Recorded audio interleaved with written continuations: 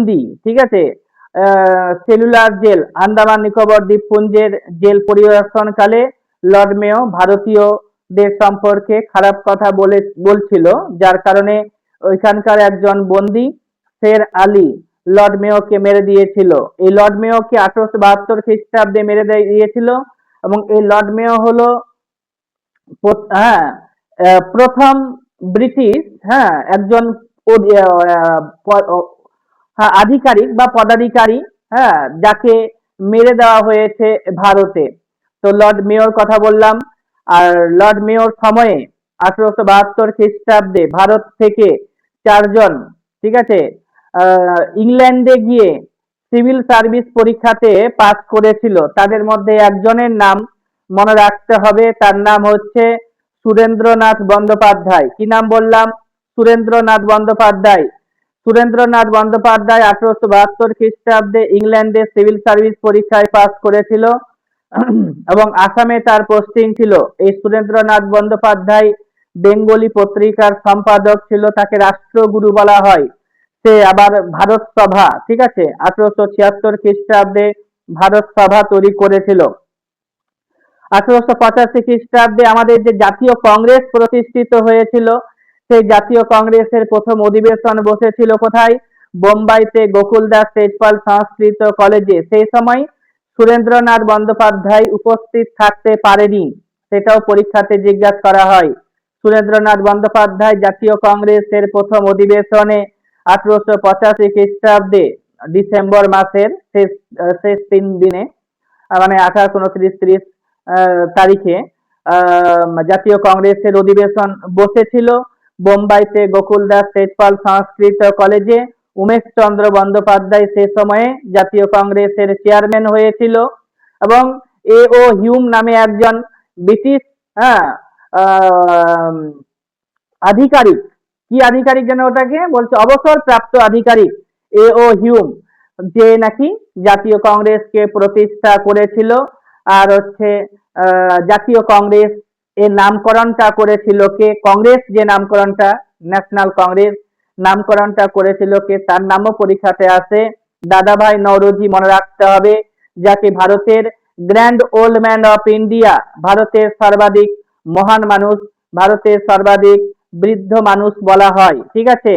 তা সেই লোকটি 1885 খ্রিস্টাব্দে জাতীয় কংগ্রেসের অধিবেশনে উপস্থিত ছিল এবং 1886 খ্রিস্টাব্দে জাতীয় কংগ্রেসের যখন অধিবেশন বসলো, সে সময় কিন্তু দাদাভাই নওরোজি প্রথম পার্সি, ঠিক আছে, জাতীয় কংগ্রেসের চেয়ারম্যান হয়েছিল।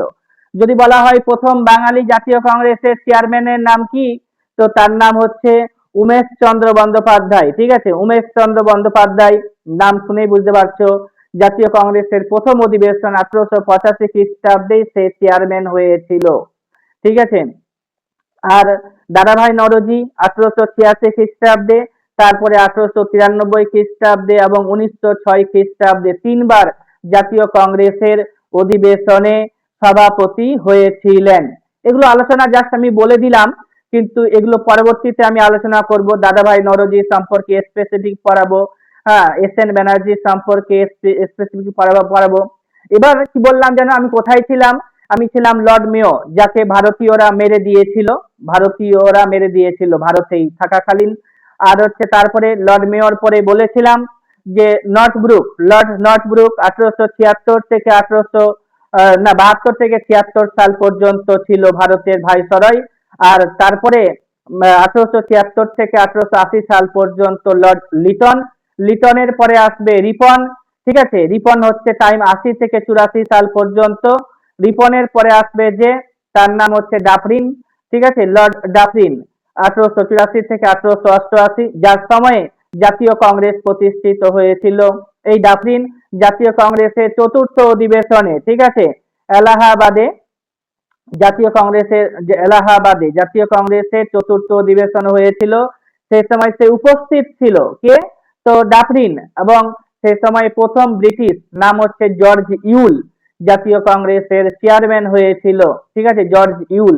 এবং সেই সময় জাতীয় কংগ্রেসকে মাইক্রোস্কোপিক মাইনরিটি, ঠিক আছে, মাইক্রোস্কোপিক মাইনরিটি বলে আখ্যায়িত করেছিল, মানে দুষে ছিল, মানে কি বলবো এটাকে, অপমান করেছিল জাতীয় কংগ্রেসকে, হ্যাঁ, মাইক্রোস্কোপিক মাইনরিটি বলে। এখানে আরো গল্প আছে, লর্ড ডাফরিন যখন পড়বো তখন বলবো। ঠিক আছে, আমরা এখন চলে যাচ্ছি আমাদের বইয়ের, ইতিহাস বইয়ের যে চ্যাপ্টারটি আছে ওখানে আমি পরপর লাইন বাই লাইন যেগুলো আমার দাগানো আছে সেগুলোকে আমি বলছি, সাথে সাথে বিভিন্ন ধরনের গল্প পাবে। তোমাদের কখনো যদি কিছু জানতে ইচ্ছা করে, কোয়েরি থাকে, তাহলে তুমি আমাকে বলবে, আমি আবার ওই জায়গাটাকে ক্লিয়ার করব। এবার হচ্ছে কি, কোম্পানি বাহাদুর, ঠিক আছে, এই কোম্পানি বাহাদুরের অস্তিত্ব বিলোপ হয়ে গেছিল 1857 খ্রিস্টাব্দের মহাবিদ্রোহের পরে। 1858 খ্রিস্টাব্দে যে আইনটি পাস হলো, তারপরে কোম্পানির আহ, মানে গুরুত্ব কোম্পানিকে তুলে দেওয়া হলো, এবং মানে দায়িত্বভার গ্রহণ করে নিয়েছিল কে? ইংল্যান্ডের মহারানী ভিক্টোরিয়া নিজের হাতে শাসন দায়িত্ব গ্রহণ করে নিয়েছিল।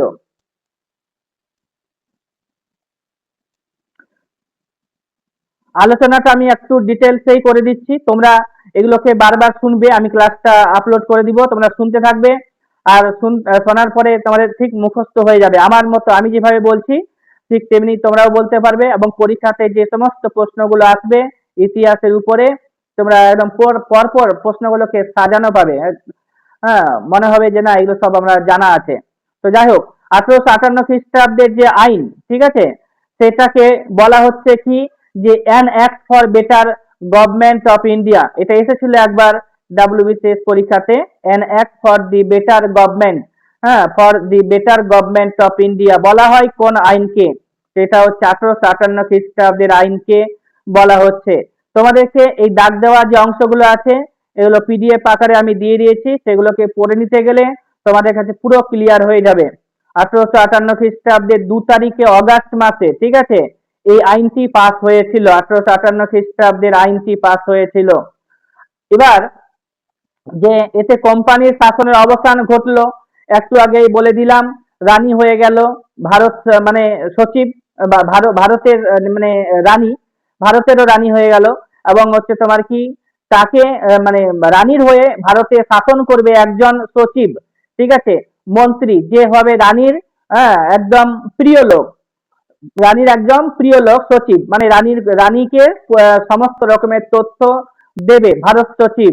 এবং ভারত সচিব কিন্তু মনে রাখতে হবে, ভারত সচিব কিন্তু ভারতে থাকে না, ঠিক আছে, ইংল্যান্ডের যে পার্লামেন্ট রয়েছে সেখানকারই একজন এমপি এই ভারত সচিব পোস্টে একদম ক্লিয়ার হবে, ঠিক আছে। ইন্ডিয়ান পলিটি, ইন্ডিয়ান হিস্ট্রি একসাথে চলবে। 1858 খ্রিস্টাব্দে, 1857 খ্রিস্টাব্দের পর থেকে আমাদের যে ভারতের সংবিধান রচনা হয়েছিল, হ্যাঁ, কিভাবে তৈরি হয়েছিল, ইংল্যান্ডের সাথে কতটা ম্যাচিং রয়েছে, হ্যাঁ, সেগুলো তুমি এখান থেকে শুরু হয়ে যাচ্ছে। ভারত সচিব, ইংল্যান্ডের যে পার্লামেন্ট রয়েছে, আমাদেরও যে পার্লামেন্ট রয়েছে, ভারতের যে পার্লামেন্ট, যে ছবিটা দেখতে পাচ্ছ তোমরা, পার্লামেন্ট বললে যে কথাটা মনে আসছে লোকসভা রাজ্যসভা দুটো, ঠিক তেমনি ইংল্যান্ডেও রয়েছে, হ্যাঁ, লোকসভা রাজ্যসভা। তো ইংল্যান্ডের পার্লামেন্টের একজন এমপি, এমপি বলতে আমরা বুঝি কি, মেম্বার অফ পার্লিয়ামেন্ট, ঠিক আছে, এই জিনিসগুলোকে মনে রাখতে হবে, বুঝতে হবে, ক্লিয়ারলি ধারণা তৈরি করতে হবে, তাহলে তোমাদেরকে মুখস্থ করতে হবে না কখনো।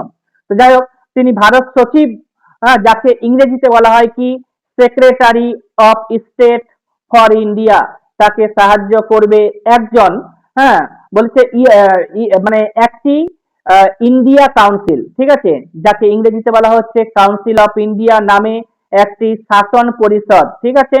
একদম ডিটেলসে বলছি, লেখা থাকবে, ভিডিও আকারে থাকবে, তোমরা জেনে নেবে, সময় লাগবে একটু বেশি, কিন্তু তোমাদের ক্লিয়ার হয়ে যাওয়া যাবে একবারে। তো যাই হোক, ভারত সচিব থাকছে একজন, ভারত সচিবের মাথায় বা ভারত সচিবের যে হেড সে হচ্ছে ইংল্যান্ডের রানী ভিক্টোরিয়া, ঠিক আছে। তারপরে হচ্ছে ভারত সচিব, ভারত সচিবের পরে যে থাকছে ভারতে শাসন করার জন্য যে বডিটা, তার নাম হচ্ছে কাউন্সিল অফ ইন্ডিয়া। মনে রাখতে হবে ভারত সচিব পোস্ট কবে ক্রিয়েট হয়েছিল, তো বা কোন আইনের ফলে, তো এটা হচ্ছে তোমার 1857 খ্রিস্টাব্দের যে আইনটা পাস হয়েছিল তারপরে। তারপরে হচ্ছে তোমার কি, যে কাউন্সিল অফ ইন্ডিয়া গঠন হয়েছিল কবে, 1858 খ্রিস্টাব্দে যে আইনটা পাস হয়েছিল তারপরে।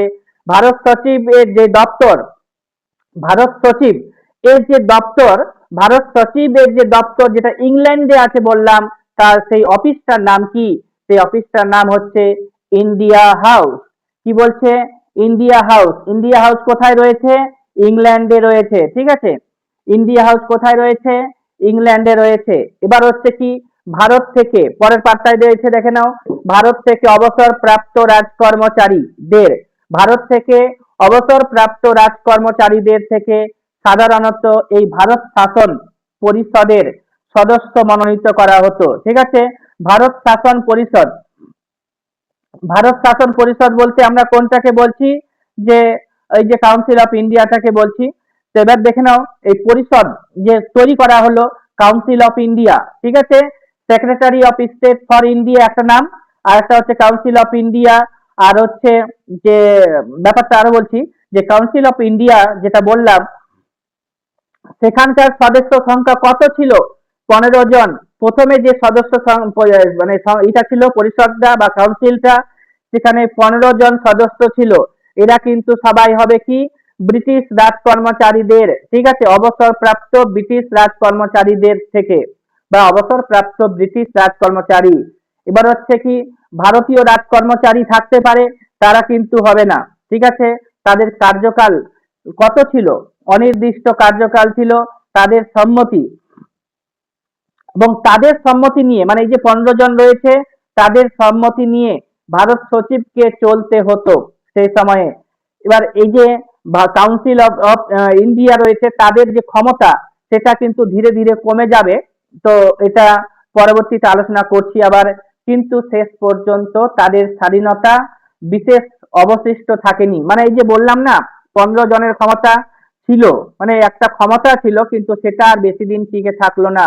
কোনো ব্যাপারে গোপন এবং সত্য সিদ্ধান্ত নিতে হলে, কোনো বিষয়ে গোপন সিদ্ধান্ত নিতে হবে, সত্য সিদ্ধান্ত নিতে হবে, মানে অতি সত্তর সিদ্ধান্ত নিতে হবে। তাহলে ভারত সচিব কিন্তু তাদেরকে উপেক্ষা করতে পারতেন। ভারত সচিবই বেশি ক্ষমতাবান ছিল, ভারত সচিব এদেরকে উপেক্ষা করতে পারত। 1800, এটা 58 খ্রিস্টাব্দের আইন। এবং 1869 খ্রিস্টাব্দে আরো একটা আইন পাস করে দিল, তাদের ক্ষমতাকে খর্ব করা হয়। 1869 খ্রিস্টাব্দে আরো একটা আইন পাস করলো, তাদের ক্ষমতাকে খর্ব করা হয়েছিল। তাদের কার্যকাল 10 বছরের জন্য নির্দিষ্ট করা হলো। হ্যাঁ, আগে ছিল অনির্দিষ্ট ক্ষমতা, এবং 15 জন সেখানে সদস্য ছিল। এখানে কিন্তু করে দেওয়া হলো কি, একটা নির্দিষ্ট টেনিওর ফিক্স করে দেওয়া হলো। সেই টেনিওরটা কত? 10 বছর। কবে থেকে টেনিওরটা তৈরি করা হলো? 1869 খ্রিস্টাব্দে। এবং যে কাউন্সিল অফ ইন্ডিয়ার কথা বললাম, সেই কাউন্সিল অফ ইন্ডিয়ার যে ক্ষমতাটা খর্ব করা হলো, মানে ক্ষমতা থেকে ছোট করা হলো, সেটা কবে, কখন থেকে? 1869 খ্রিস্টাব্দে থেকে। এবং তাদের কার্যকাল 10 বছর করা হলো। এইভাবে ভারত সচিবের, ভারত সচিবের শাসন পরিষদ একটা নিষ্প্রাণ উপদেষ্টামূলক, ভারত সচিবের শাসন পরিষদ একটা নিষ্প্রাণ উপদেষ্টামূলক পরিষদে পরিণত হচ্ছে, ইত্যাদি।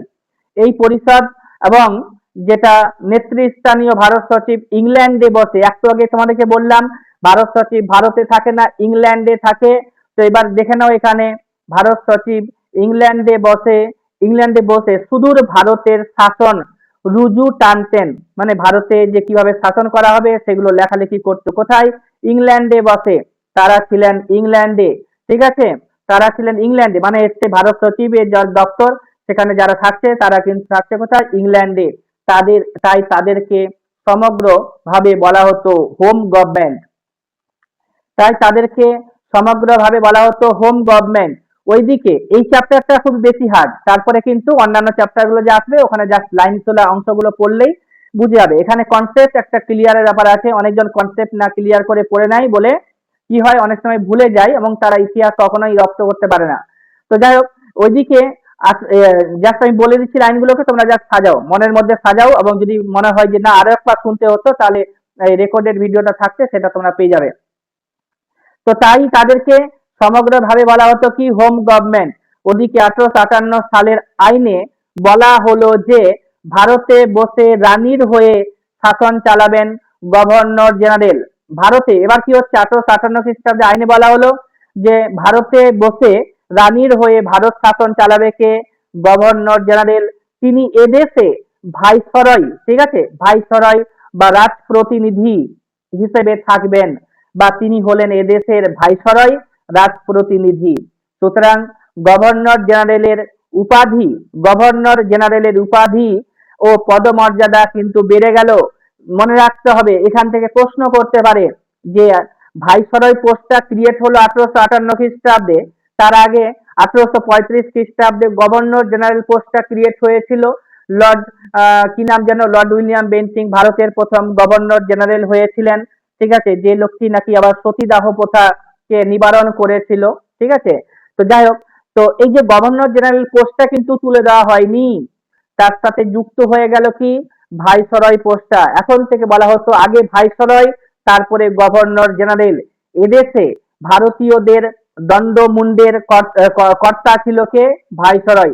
ভারতে যারা বসে থাকছে তাদের দণ্ডমুন্ডের কর্তা হচ্ছে কে? ভাইসরয়। কিন্তু হোম গভর্নমেন্টের তরফে তাকে নির্দেশ দিতেন কে? ভারত যে গভর্নর জেনারেলের কথা বললাম, তাকে নির্দেশ দিত কে? ভারত সচিব।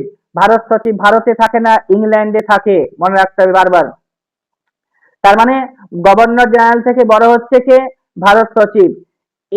এখন থেকে এদেশে শাসন ব্যাপারে এই দুজন প্রধান হয়ে দেখা দিলেন। তাহলে হচ্ছে কি, এখন থেকে কিন্তু শাসনের ব্যাপারে দুইজন প্রধান হয়ে দাঁড়ালো কে? একজন হচ্ছে গভর্নর জেনারেল বা ভাইসরয়, এবং যেটা হচ্ছে ভারত সচিব, এই দুইজন।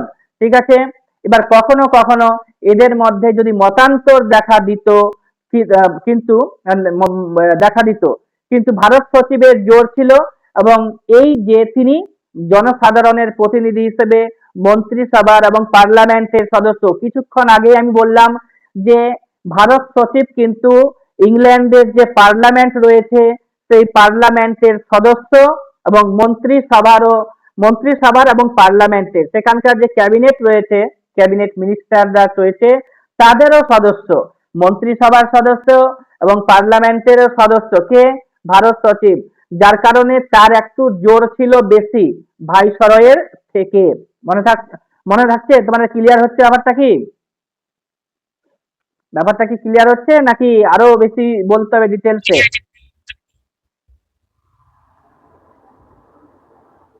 দীপা বলো, মমতা বলো, লক্ষ্মী। ঠিক আছে, এবার হচ্ছে কি, শুনে নাও, আমি আর ডিটেলসে বলছি, এর থেকে আর ডিটেল। হ্যাঁ বলো, কি বলছো? আমার তো এগুলো পড়া শেষ। পড়া আছে তো? আবার শোনো, যত পড়বে তত ভালো লাগবে।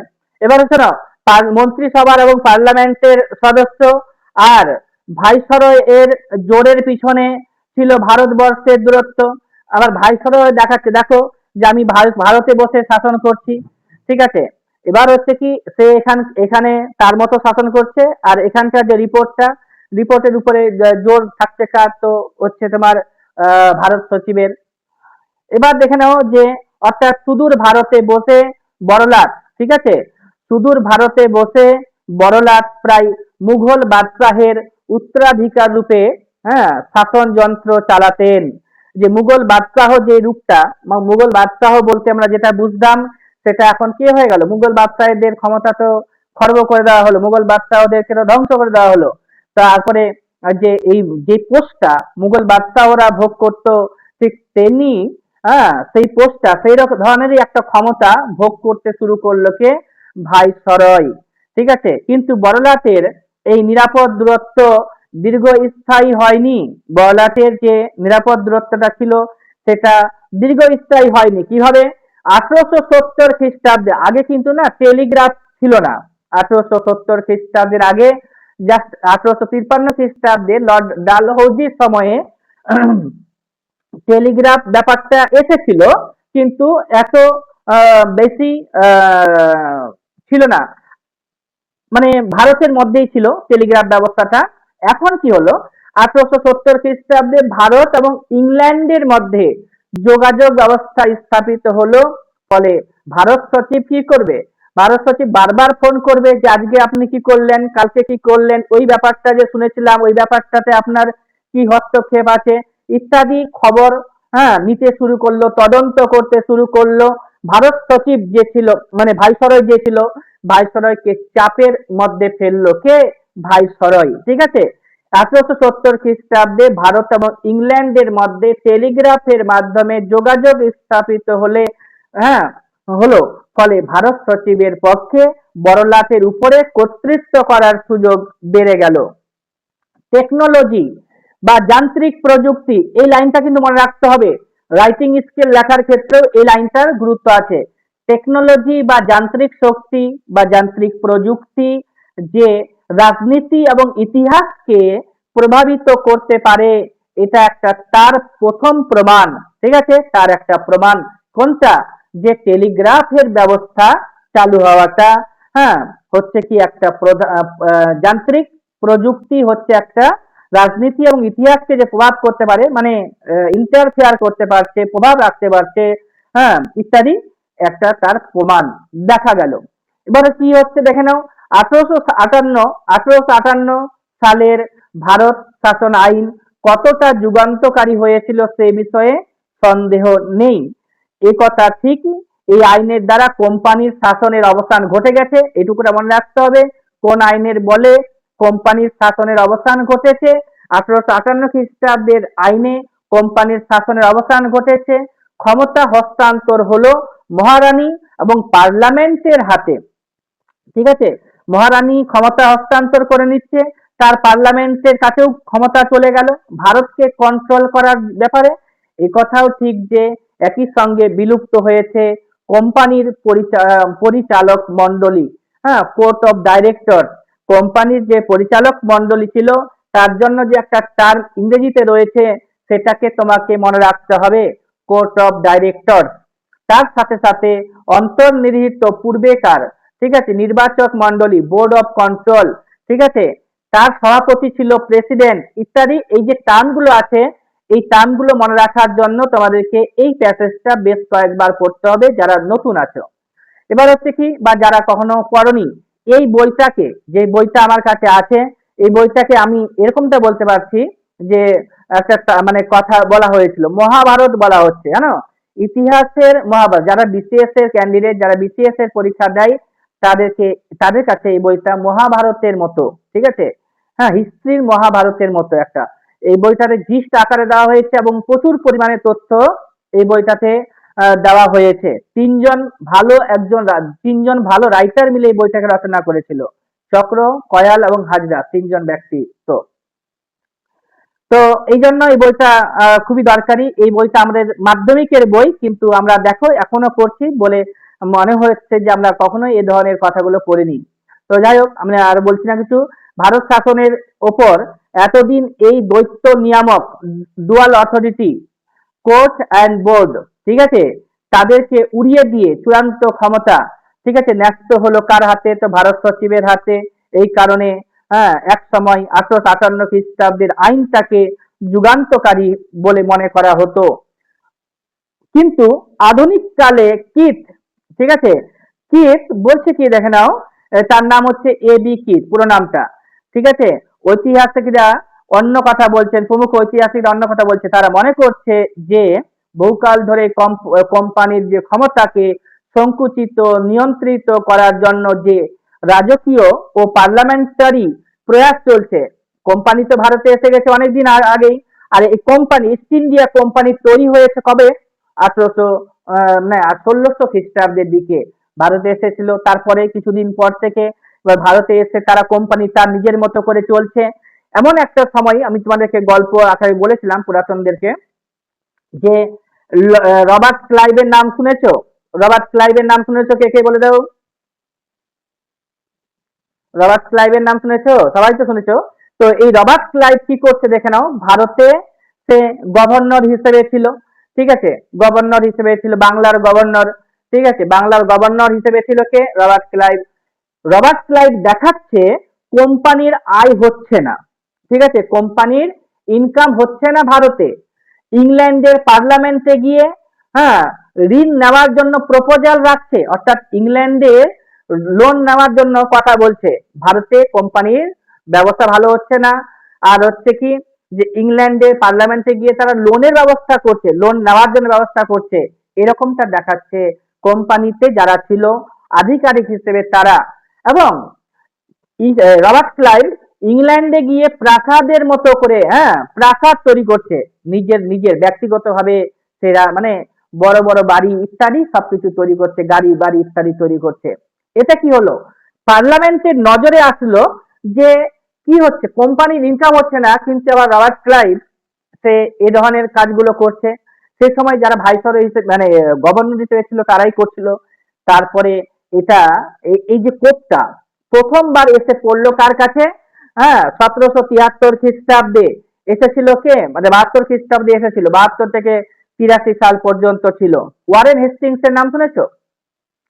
এবার কি করছে ভারতে কোম্পানি, সেটা নজরদারি বাড়লো, এবং মানে ওয়ারেন হেস্টিংস কে, হ্যাঁ, ওয়ারেন হেস্টিংস এর উপরে একটা মানে আরোপ লাগানো হয়েছিল যে ঘুষ নেওয়া ইত্যাদি ব্যাপারে, এবং কেস চলেছিল ইংল্যান্ডে, তাকে গ্রেফতার করা হয়েছে, ঠিক আছে, তাকে পদচ্যুত করা হয়েছিল, ইমপিচ করা হয়েছিল ওয়ারেন হেস্টিংস কে।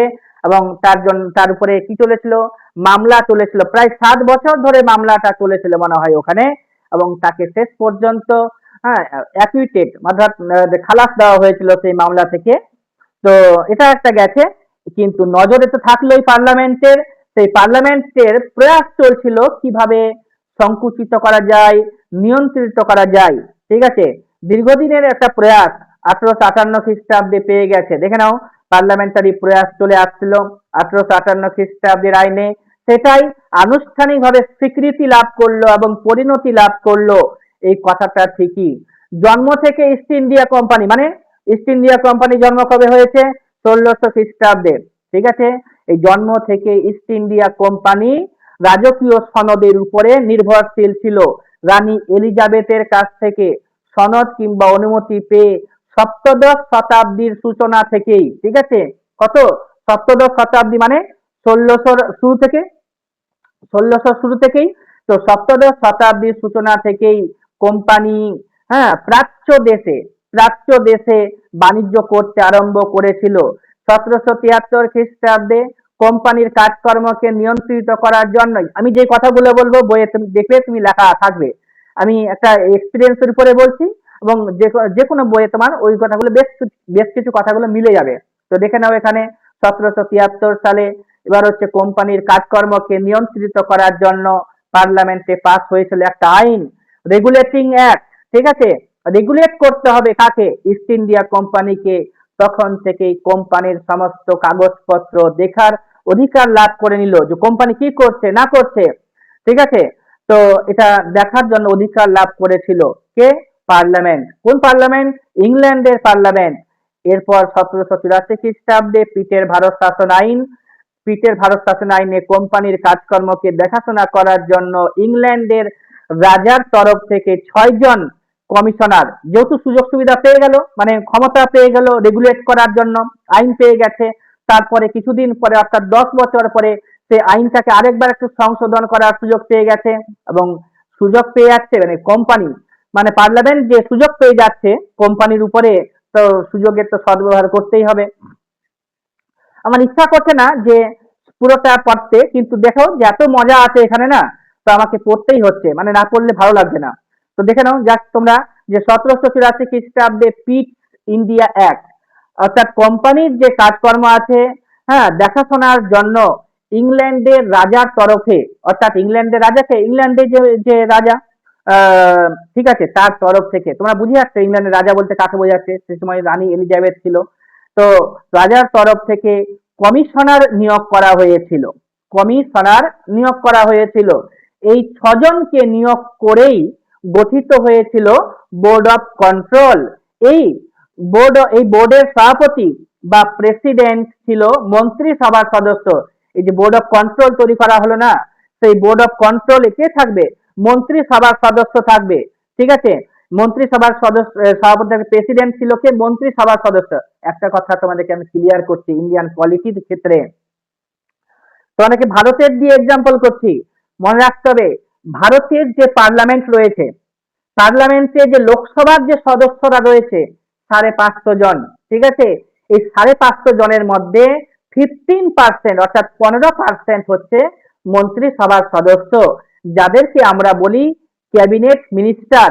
এই ক্যাবিনেট মিনিস্টার অর্থাৎ ক্যাবিনেটে এমন কোনো মানুষ থাকবে না যে ভারতের প্রধানমন্ত্রীর সাথে, ঠিক আছে, ভালো সম্পর্ক রাখবে না। মন্ত্রিসভাতে এমন কোনো ব্যক্তি থাকতেই পারে না যে নাকি মানে প্রধানমন্ত্রীর সাথে মনোমালিন্য করে চলবে। প্রধানমন্ত্রীকে, হ্যাঁ, বুড়ো আঙুল দেখিয়ে কেউ মন্ত্রিসভাতে থাকতে পারে না, ঠিক আছে। তো মন্ত্রিসভা এমপি হতে পারবে, ঠিক আছে, ওখানে বিরোধী দল, তারপরে হচ্ছে নিজের দল, রুলিং পার্টি ইত্যাদি থাকে, কিন্তু মন্ত্রিসভাতে শুধুমাত্র সেই থাকতে পারবে যার নাকি গুড রিলেশন থাকবে প্রধানমন্ত্রীর সাথে। আর এখানে কেন করা হলো? বোর্ড অফ কন্ট্রোলের সভাপতি, ইংল্যান্ডের যে পার্লামেন্ট আছে সেখানকার কোনো সাধারণ সদস্যকে করা হয়নি, করা হয়েছে কাকে? মন্ত্রিসভার সদস্যকে। অর্থাৎ মন্ত্রিসভার যে গুড রিলেশন, অর্থাৎ প্রধানমন্ত্রী, ইংল্যান্ডের যে প্রধানমন্ত্রী তার সাথে গুড রিলেশন থাকবে। আর প্রধানমন্ত্রীর সাথে গুড রিলেশন কার থাকবে? সেখানকার যে রয়েছে, হ্যাঁ, প্রেসিডেন্ট বলছি যেটাকে, আমাদের ভারত রাষ্ট্রপতি, সেখানে ইংল্যান্ডের রাজা অথবা রানী। তো এদের মধ্যে একটা গুড রিলেশন থাকবে, এই ধরনের একটা লোক বোর্ড অফ কন্ট্রোলের, ঠিক আছে, অর্থাৎ মন্ত্রিসভার সদস্য, বোর্ড অফ কন্ট্রোলের সভাপতি মানে প্রেসিডেন্ট থাকবে। এদের চাপে পড়ে, অর্থাৎ বোর্ড অফ কন্ট্রোলের চাপে পড়ে কোম্পানির যারা পরিচালক বর্গ, হ্যাঁ, এদের অনেকটাই ক্ষমতা চলে গেছিল, ক্ষমতা হারিয়ে গিয়েছিল। তাদের হাতে থাকে শুধুমাত্র কোম্পানির কর্মচারীদের নিয়োগ, তাদের হাতে থাকে শুধু কোম্পানির কর্মচারীদের নিয়োগ এবং বরখাস্ত করার ক্ষমতা। কাদের হাতে? যে কোম্পানির যারা পরিচালক বর্গ আছে, ভারতে যে সমস্ত কর্মচারী কোম্পানির হয়ে কাজ করবে, ইংল্যান্ড থেকে যে সমস্ত কর্মচারী আসবে তাদের নিয়োগ, জাস্ট অ্যাপয়েন্টমেন্ট, এবং হচ্ছে তাদেরকে যে বরখাস্ত অর্থাৎ ইমপিচমেন্ট করার ক্ষমতাটাই শুধুমাত্র থাকছে কার হাতে? বোর্ড অফ, এদের হাতে, কোম্পানির পরিচালন বর্গ, হ্যাঁ, দের কাছে। এবার হচ্ছে কি, কোম্পানির ক্ষমতা হ্রাস পেয়ে গেল, তুমি নিজেই বুঝতে পারছো আলোচনার মধ্য দিয়ে। এর মানে কোম্পানির ক্ষমতা হ্রাস থাকছে। এর আগে একটু আগে বলা হলো রাজকীয় অনুমতি বা সনদ নিয়ে কোম্পানি বিদেশে ব্যবসা বাণিজ্য করতে পারতো। হ্যাঁ, এর আগে বলা হয়েছিল না যে রাজকীয় জাস্ট অনুমতি বা সনদ নিয়েই কিন্তু কোম্পানি কি করতো? বাণিজ্য করতে পারতো। এই সনদ কিন্তু চিরস্থায়ী থাকবে না এখন থেকে, সেটা এখন বলা হলো। যার কারণে কি হয়েছে, যে 1773-এর আইন, তারপরে 1792 খ্রিস্টাব্দে আইন পাস হলো, আর 1784 খ্রিস্টাব্দে একটা সংশোধনীমূলক আইন পাস হলো। তারপরে আরো 20 বছর, হ্যাঁ, 1792 এর পরে 20 বছর যোগ করলে কত আসবে? 1812-13। এই 1812-13 খ্রিস্টাব্দে কোম্পানি একচেটিয়া ব্যবসায়ের, হ্যাঁ, কোম্পানির যে একচেটিয়া ব্যবসায়ের ক্ষমতা ছিল সেটাকে কেড়ে নেওয়া হলো। এখন থেকে তারা আর একচেটিয়া ব্যবসা বাণিজ্য করতে পারবে না। কোম্পানির অধিকৃত অঞ্চলগুলির উপরে, কোম্পানি যে সমস্ত অধিকৃত অঞ্চল ছিল, কোম্পানি যে জায়গাগুলোকে দখল করে নিয়েছিল, তার উপরে থাকবে রাজকীয় সার্বভৌমত্ব ঘোষণা করা হয়। তার উপরে রাজকীয় সার্বভৌমত্ব ঘোষণা করা হয়েছে 20 বছর পরে, অর্থাৎ আরো 20 বছর পরে 1833 খ্রিস্টাব্দে কোম্পানির কাছ থেকে কেড়ে নেওয়া হলো কি? ব্যবসা বাণিজ্য করার অধিকার। তখন থেকে কোম্পানি শুধুমাত্র একটা শাসনতান্ত্রিক প্রতিষ্ঠানে পরিণত হলো। এই জায়গা থেকে না, যে কোনো কম্বাইন্ডের পরীক্ষাতে, হ্যাঁ, সিডিএস পরীক্ষাতে, বিসিএস পরীক্ষাতে প্রশ্ন হয়ে যাচ্ছে, সেন্ট্রালের পরীক্ষাতেও প্রশ্ন হয়, এই কটা লাইন দাগানো যে আছে। তারপরে এখানে দেখে নাও যে 1833 খ্রিস্টাব্দে কি করা হলো? কোম্পানি শুধুমাত্র শাসনতান্ত্রিক প্রতিষ্ঠানে পরিণত হলো। তারপরে আরেকটা আইন পাস হয়েছিল 1853 খ্রিস্টাব্দে, উঠেনি লেখাটা, 1853, এই যে লেখা আছে, চার্টার অ্যাক্ট অফ 1853। কোম্পানির পরিচালক, হ্যাঁ, সংখ্যা, যে পরিচালক যে সংখ্যাটা ছিল সেটাকে কমিয়ে দেওয়া হয়, এবং বলা হয় যে পরিচালকদের মধ্যে কয়েকজনকে রানীর, অর্থাৎ পার্লামেন্টের মনোনীত সদস্য হতে হবে। যে সমস্ত পরিচালন সদস্য থাকবে তারা কিন্তু কি থাকবে? যে পার্লামেন্টের, হ্যাঁ, রানীর অর্থাৎ পার্লামেন্টের মনোনীত সদস্য হতে হবে। তার চেয়েও বড় কথা হলো এই সনদ মারফত কোম্পানির পরিচালকদের হাত থেকে তার কর্মচারী, যেটা বললাম একটু আগে, হ্যাঁ, এখানে যে বলা হলো যে বোর্ড অফ কন্ট্রোল ব্যাপারটা 1784 খ্রিস্টাব্দের পর থেকে কি করা হয়েছিল, যে তারা অ্যাপয়েন্টমেন্ট এন্ড হচ্ছে ইমপিচমেন্ট করতে পারতো কর্মচারীদেরকে। এই যে 1853 খ্রিস্টাব্দের আইনটা পাস করা হলো, সেই ক্ষমতাটাও কেড়ে নেওয়া হলো। দেখে নাও, কর্মচারী নিয়োগ এবং বরখাস্ত করার ক্ষমতাও কেড়ে নেওয়া হলো। খুশি মতো নিয়োগ এবং বরখাস্ত করার ব্যবস্থায় সুশাসন অসম্ভব রয়েছে, কেননা অর্থের বিনিময়ে কর্মচারী নিয়োগ চলতো, স্বজন পোষণেও ঘাটতি ছিল। তাই 1853 খ্রিস্টাব্দের আইনের দ্বারা খোলাখুলি ভাবে প্রতিযোগিতামূলক, এবং এই সময় তো লর্ড ডালহৌসি চলে আসবে। এই লর্ড ডালহৌসির সময়ে কি হয়ে গেল, যে কোম্পানির যদি কেউ কর্মচারী হতে চায়, কোম্পানির যদি কেউ কর্মচারী হতে চায়, তাদেরকে কিন্তু কি করতে হবে, সিভিল সার্ভিস পরীক্ষা দিতে হবে। জানো তো, মমতা জয়েন করতে পারছে না নাকি?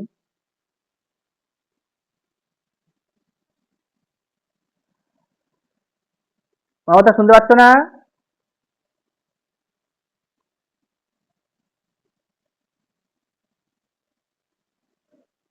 হ্যালো, কেউ শুনতে পাচ্ছ? দীপা,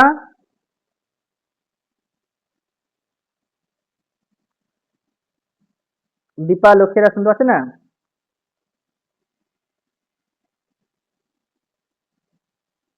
হ্যাঁ স্যার, শুনতে পাচ্ছি। মমতা,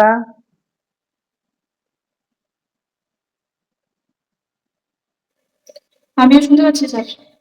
মমতা শুনতে পাচ্ছে না বলছে। লেফট হয়ে জয়েন করো।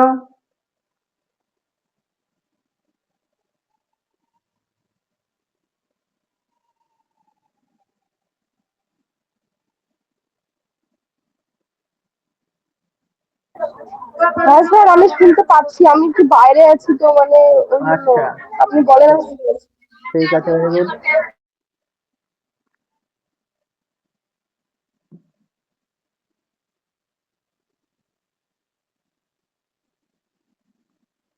শুনতে থাকো, এগুলো শোনার দরকার আছে। আর হচ্ছে শুনতে গেলে এগুলো মানে জানা থাকতে গেলে এই জিনিসগুলো নিজেকেও স্যাটিসফাইড বলে মনে হবে। তো যাই হোক, এবার হচ্ছে শোনো, যে 1853 খ্রিস্টাব্দের আইন, এই যে আমরা যে সিভিল সার্ভিস পরীক্ষা দিচ্ছি, এই কনসেপ্টটা কখন থেকে আসছে দেখে নাও। যে 1853 খ্রিস্টাব্দে কি হলো, খোলাখুলি ভাবে প্রতিযোগিতামূলক পরীক্ষার মাধ্যমে, ঠিক আছে, সরকারি কর্মচারী নিয়োগের ব্যবস্থা করা হলো। সুতরাং দেখা যাচ্ছে যে কোম্পানির অধিকার নিয়ন্ত্রিত করার একটা রাজকীয়, হ্যাঁ, তথা পার্লামেন্টারি চেষ্টা অনেকদিন আগে থেকেই চলে আসছিল। 1858 খ্রিস্টাব্দে সেই চেষ্টাটাকে কি করা হলো, পরিণতি দেওয়া হলো। কোম্পানির বিলুপ্ত এবং রানীর হাতে ক্ষমতা, কোম্পানিকে বিলুপ্ত এবং রানীর হাতে ক্ষমতা হস্তান্তরের মধ্য দিয়ে, মানে কি করা হচ্ছে দেখেন, এই 5 বছরের মধ্যে কি কি হয়ে যাচ্ছে। 1853 খ্রিস্টাব্দে বলে দেওয়া হলো যে প্রতিযোগিতামূলক পরীক্ষা দেবে ইংল্যান্ডে গিয়ে কর্মচারী, মানে ইংল্যান্ডের পরীক্ষাটা অনুষ্ঠিত হচ্ছিল কোথায়, ইংল্যান্ডে। ঠিক আছে, এবার হচ্ছে ইংল্যান্ডে ছেলেমেয়েরা পরীক্ষা দিবে এবং ভারতীয়রাও পরীক্ষা দিতে পারবে। ঠিক আছে, ভারতীয়রাও পরীক্ষা দিতে পারবে, তবে তাদেরকে ইংল্যান্ডে গিয়ে পড়াশোনা করতে হবে। এই সময় থেকে পড়াশোনা শুরু করেছিল বেশ কয়েকজন ভারতীয়, ইংল্যান্ডে গিয়ে পড়াশোনা করছে। হ্যাঁ, ঠাকুর পরিবারের একজন সত্যেন্দ্রনাথ ঠাকুর, নাম শুনেছো? সত্যেন্দ্রনাথ ঠাকুর হচ্ছে প্রথম সিভিল সার্ভেন্ট। ঠিক আছে, মানে প্রথম সিভিল সার্ভেন্ট। আর 1863 খ্রিস্টাব্দে সে পাস করেছে। 1853 পরে 1854 সাল থেকে পরীক্ষা দেওয়া শুরু হয়েছে। নামে মাত্র হয়তো 4 জন 5 জন 10 জন বেশ কিছু ছেলে মেয়ে পরীক্ষা দিতে হয়তো গিয়েছিল ইংল্যান্ডে, যারা অনেক বড় ধনী লোক ছিল। এবার তাদের মধ্যে মাত্র একজন বেরোলো। এখানে একটা গল্প আছে, মজার গল্প আছে, কত কত স্বার্থপর হতে পারে ইংরেজরা। 1853 খ্রিস্টাব্দে বলা হলো যে কর্মচারী নিয়োগ হবে কিসের মাধ্যমে, আমি সিভিল সার্ভিস পরীক্ষায় বসতে হবে। এর আগে বেশ কিছু ভারতীয় না, হ্যাঁ, টাকা পয়সা দিয়ে ঘুষ টুস দিয়ে কিন্তু কর্মচারী হতে পারতো কোম্পানির, বেশিরভাগ গুলো আসতো ইংল্যান্ড থেকে। আর এখন থেকে বলা হলো সিভিল সার্ভিস পরীক্ষা দেওয়া হবে। সিভিল সার্ভিস পরীক্ষাতে তো বসতে পারবে না ভারতীয়রা, কিভাবে যাবে ইংল্যান্ডে পরীক্ষা দিতে।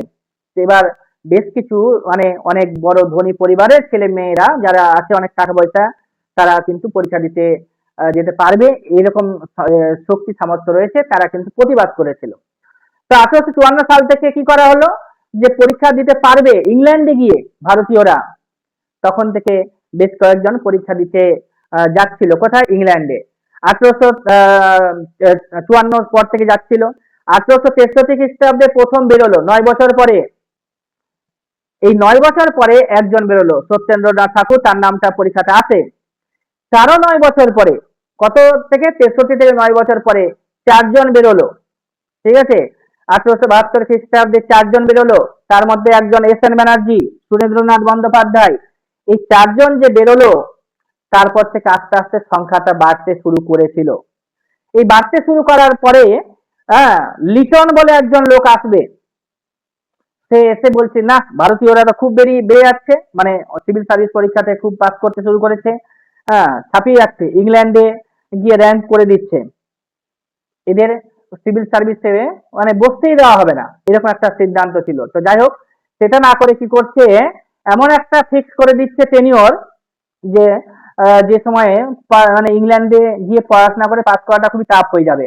21 বছর, 21 না, 20 বছর বয়স মনে হয় ছিল, 21 বছর বয়স ছিল বসার, সেটাকে কমিয়ে দিয়ে, হ্যাঁ, কোথাও লেখা আছে 16 বছর, 16-17 বছর করে দেওয়া হয়েছিল।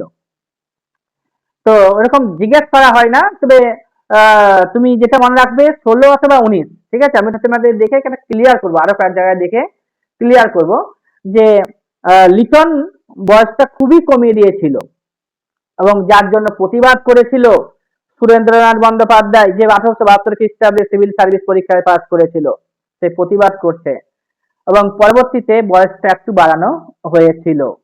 ঠিক আছে, তারপরেও আমাদের সুভাষচন্দ্র বসু, তারপর অরবিন্দ ঘোষ, এরকম অনেক লোক আছে যারা সিভিল সার্ভিস পরীক্ষাতে পাস করেছে ইংল্যান্ডে গিয়ে, এবং র্যাঙ্ক করেছে, ইংল্যান্ড দেখে দিয়েছে যে আমরা 4 নম্বর র্যাঙ্ক করে চলে আসতে পারি। আমাদের নেতাজি সুভাষচন্দ্র বসু ইংল্যান্ডে গিয়ে পরীক্ষা দিয়ে 4 নম্বর র্যাঙ্কে এসেছে। 1920 সালের যে ব্যাচ ছিল সেখানে, 1920 সালের ব্যাচে 4 নম্বর র্যাঙ্ক করছে ইংল্যান্ডে গিয়ে। আজকে আমরা 2020-21-এ আছি, টপকে গেছি, 2026-এ এসে পৌঁছে গেছি। আমরা ওয়েস্ট বেঙ্গল সিভিল সার্ভিস পরীক্ষাতে যদি একটা র্যাঙ্ক করতে পারি, ঠিক আছে, তাহলে আমাদের অনেকটা ভালো লাগবে। আর ওরা তখন ইংল্যান্ডে গিয়ে তো কতটা ওখানে ছিল সমস্যা, তো ভাববে পড়াশোনা হয়ে যাবে তোমাদের ভালো। তো এবার দেখে নাও, আর যারা সরকারি চাকরি শুধুমাত্র পেতে চাই তাদেরকে বলছি যে ভাবো একবার, তখন গিয়ে পাস করছিল সিভিল সার্ভিস, আর এখন তো শুধুমাত্র সরকারি চাকুরি, এইটুকুটা ভাবলেই তুমি পাস করে যাবে। এবার দেখে নাও যে 1853 খ্রিস্টাব্দের আইনে দ্বারা খোলাখুলি ভাবে প্রতিযোগিতামূলক, হ্যাঁ, পরীক্ষার ভিত্তিতে সরকারি কর্মচারী নিয়োগের ব্যবস্থা করা হলো। সুতরাং দেখা যাচ্ছে কোম্পানির অধিকার নিয়ন্ত্রিত করার জন্য একটা রাজকীয় তথা পার্লামেন্টারি আদ্যান্ত চেষ্টা চলছে। 1858 খ্রিস্টাব্দে সেই চেষ্টা পরিণতি লাভ করলো কোম্পানির বিলুপ্ত ও রানীর হাতে ক্ষমতা হস্তান্তরের মধ্য দিয়ে। মহাবিদ্রোহ না হলেও শেষ পর্যন্ত ক্ষমতা হস্তান্তর হতেই হবে। মহাবিদ্রোহ একটা উপলক্ষ মাত্র, মহাবিদ্রোহের ঝড়ে, হ্যাঁ, মহাবিদ্রোহ হলে যার একটা সুযোগ পেয়ে গেল, কিন্তু মহাবিদ্রোহ না হলেও কিন্তু কোম্পানি চাইছে, মানে পার্লামেন্ট চাইছিলই যে কোম্পানিকে তো দুর্বল করতেই হবে, এবং কোম্পানির সমস্ত ক্ষমতা কেড়ে নিতে হবে। এবার মহারানী ঘোষণাপত্র, কুইন্স প্রোক্লামেশন মনে রাখতে হবে টার্মটা, এর সম্বন্ধে কিছু বলা দরকার। কোম্পানির হাত থেকে রানীর ক্ষমতা হস্তান্তরের কথা এই ঘোষণাপত্রের মধ্য দিয়ে ভারতীয়দের দ্বারা প্রচার করা হলো। মহাবিদ্রোহের সময় বড়লাট ছিলেন কে? লর্ড ক্যানিং, পরীক্ষাটা জিজ্ঞাসা করা হবে। আর তিনি হলেন প্রথম ভাইসরয় কার? মানে ভারতের। এবার হচ্ছে 1858 খ্রিস্টাব্দের 1 নভেম্বর এলাহাবাদে একটা দরবার অনুষ্ঠিত করা হলো, এবং ঘোষণাপত্র যেটা তৈরি করেছিল সেটাকে প্রকাশ করা হলো কলকাতার ভিক্টোরিয়া স্মৃতিসৌধের, হ্যাঁ, মর্মর যে গাত্রে, ঠিক আছে, মর্মর গাত্রে, মর্মর গাত্রে মানে কি, তোমার হচ্ছে পাথরে, যে মানে দেওয়ালের গাত্রে মূল কথাগুলোকে লেখা হয়েছিল। মহাবিদ্রোহের 2টি প্রধান কারণ কি দেখানো হচ্ছে দেখো, দেশীয় রাজন্যবর্গের অধিকারে হস্তক্ষেপ এবং সনাতন হিন্দু সমাজে পশ্চিমী সংস্কারের ঢেউ তোলা।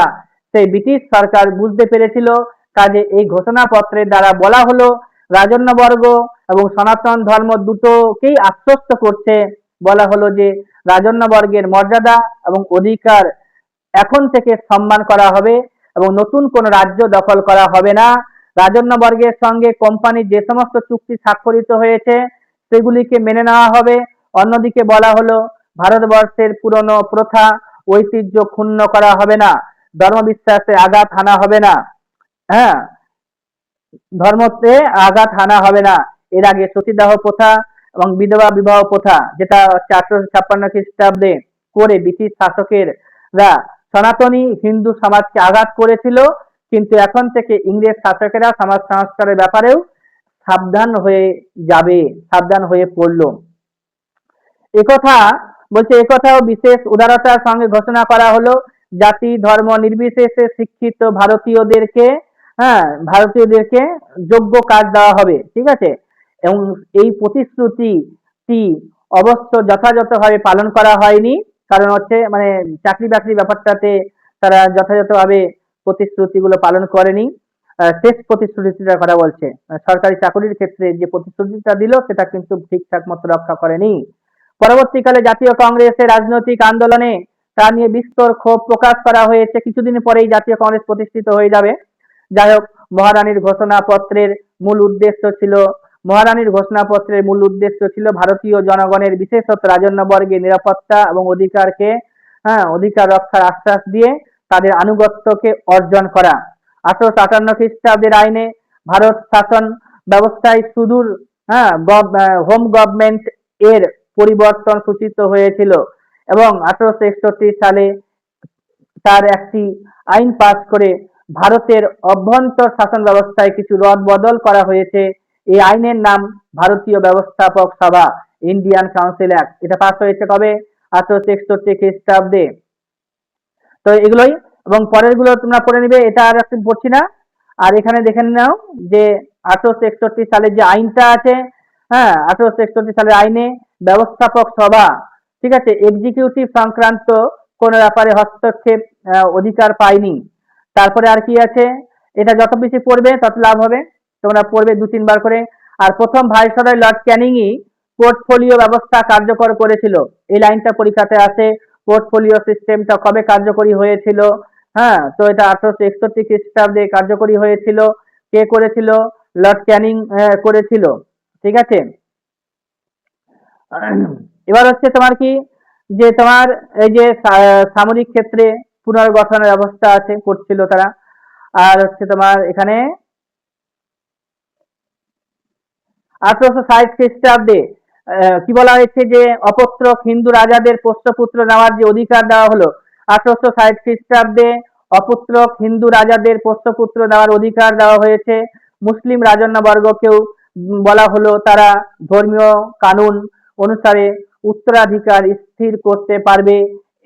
এই সমস্ত অনুমতি পত্রকে কি বলা হতো? সনদ অফ অ্যাডপশন। যে সনদ অফ অ্যাডপশন কবে পাস করা হয়েছে, কবে বলা হয়েছে? তো 1860 খ্রিস্টাব্দের দিকে এটা বলা হয়েছিল। আর কিভাবে হবে, মানে কিভাবে অপত্রক হবে তার ব্যাপারে আলোচনা করা হয়েছে, উপরে দেখে নাও, এটাকে পড়তে হবে। তারপরে কি হচ্ছে, 1881 খ্রিস্টাব্দে মহীশূর রাজ্যটি প্রত্যার্পিত হলো সেখানকার রাজবংশের নিকট। 1831 খ্রিস্টাব্দে মহীশূরকে সম্পূর্ণভাবে ব্রিটিশ অধিকারে নিয়ে নেওয়া হয়েছিল। 1831 খ্রিস্টাব্দে 50 বছর পরে মহীশূরের আবার ক্ষমতাকে ফিরিয়ে দেওয়া হয়েছে, ঠিক আছে। 1831 পর 1881 খ্রিস্টাব্দে মহীশূরের ক্ষমতাকে আবার ফিরিয়ে দেওয়া হয়েছে, ঠিক আছে। এবার হচ্ছে কি, এইটুকুটাই পড়ে নিবে, তো দরকার নাই। আর শেষ লাইনটাকে মনে রাখতে হবে যে 1876 খ্রিস্টাব্দে 1857 খ্রিস্টাব্দ সালের আগে দেশ রাজন্যবর্গের অভ্যন্তরীণ ব্যাপারে ইংরেজ সরকার বহু ক্ষেত্রে হস্তক্ষেপ করলেও কাগজে কলমে তা স্বাতন্ত্র স্বীকার করে নিয়েছিল। আর এখন নিজের অস্তিত্ব বজায় রাখার জন্য মূল্য স্বরূপ দেশীয় রাজন্যবর্গ ব্রিটিশ সার্বভৌমত্ব মেনে নিতে বাধ্য হলো। আর এই নতুন নীতি বেশ স্পষ্ট হয়ে উঠলো 1876 খ্রিস্টাব্দে একটা আইন সেখানে। এবং এই 1876 খ্রিস্টাব্দের আইনের ফলে 1877 খ্রিস্টাব্দের 1 জানুয়ারি, সে সময় লিটন ছিল ভারতে, ভারত সম্রাজ্ঞী হিসেবে ঘোষণা করা হয়েছে কাকে? রানী ভিক্টোরিয়াকে, ঠিক আছে, মানে ইংল্যান্ডের রানীকে, এমপ্রেস অফ ইন্ডিয়া। এই কথাটা পরীক্ষাতে আসে, এবং তার পদতলে পড়ে রইল সামন্ত প্রভুর ভূমিকায় দেশ রাজন্যবর্গ ইত্যাদি। এই লাস্ট প্যাসেজটাকে মনে রাখতে হবে, যদি পড়তে হবে। যদি কেউ যদি লাস্ট প্যাসেজটা না বুঝতে পারে, তার আগে যে প্যাসেজটা আছে সেটাকে একটু পড়ে নিতে হবে। ঠিক আছে, পুরোটা একবার পড়বে, তাহলে অনেকটা ঠিকঠাক বলে ক্লিয়ার হয়ে যাবে। আচ্ছা, করার পরে এখানে বেশ কিছু প্রশ্ন আছে, তোমরা যদি করে নিতে পারো তাহলে বেশ ভালো লাগবে, যে তোমরা বুঝতে পারবে যে হ্যাঁ বুঝে নিয়েছো। যে কত খ্রিস্টাব্দে মহারানী ভিক্টোরিয়া ভারত সাম্রাজ্য উপাধি পেয়েছিলেন, বলে দাও তো। 5 নম্বর প্রশ্নটার অ্যান্সার কি হবে?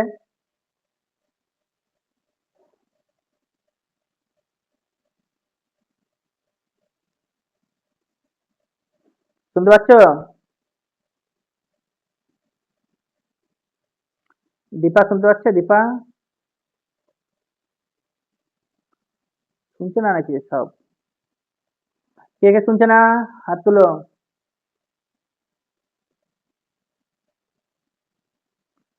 শুনতে পাচ্ছি স্যার। শুনতে পাচ্ছ?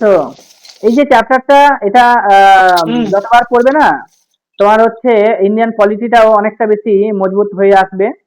ঠিক আছে, আর তারপরে আমাদের শুরু হবে যে নতুন চ্যাপ্টারটা, সেটা আমরা চলছি এখন বলতে শুরু করছি। এটাও তোমরা পড়েছো, ব্রিটিশ সাম্রাজ্যের প্রসার, সীমান্ত নীতি।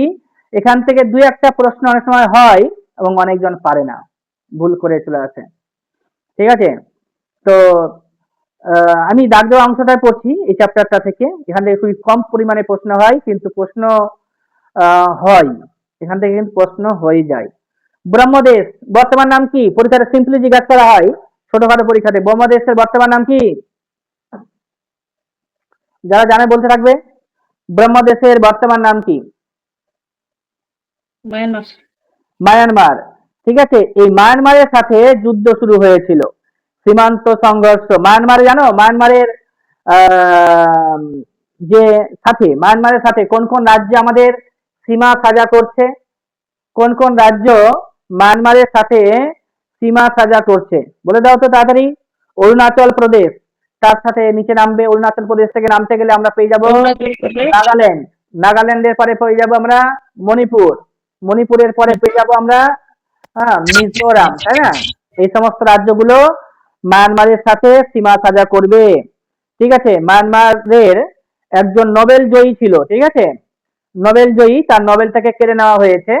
তো সেই ব্যক্তির নাম জানো? কোন ব্যক্তি যে নোবেল পুরস্কার পেয়েছিল এবং তার নোবেল পুরস্কার দীর্ঘদিন পরে কেড়ে নেওয়া হয়েছে?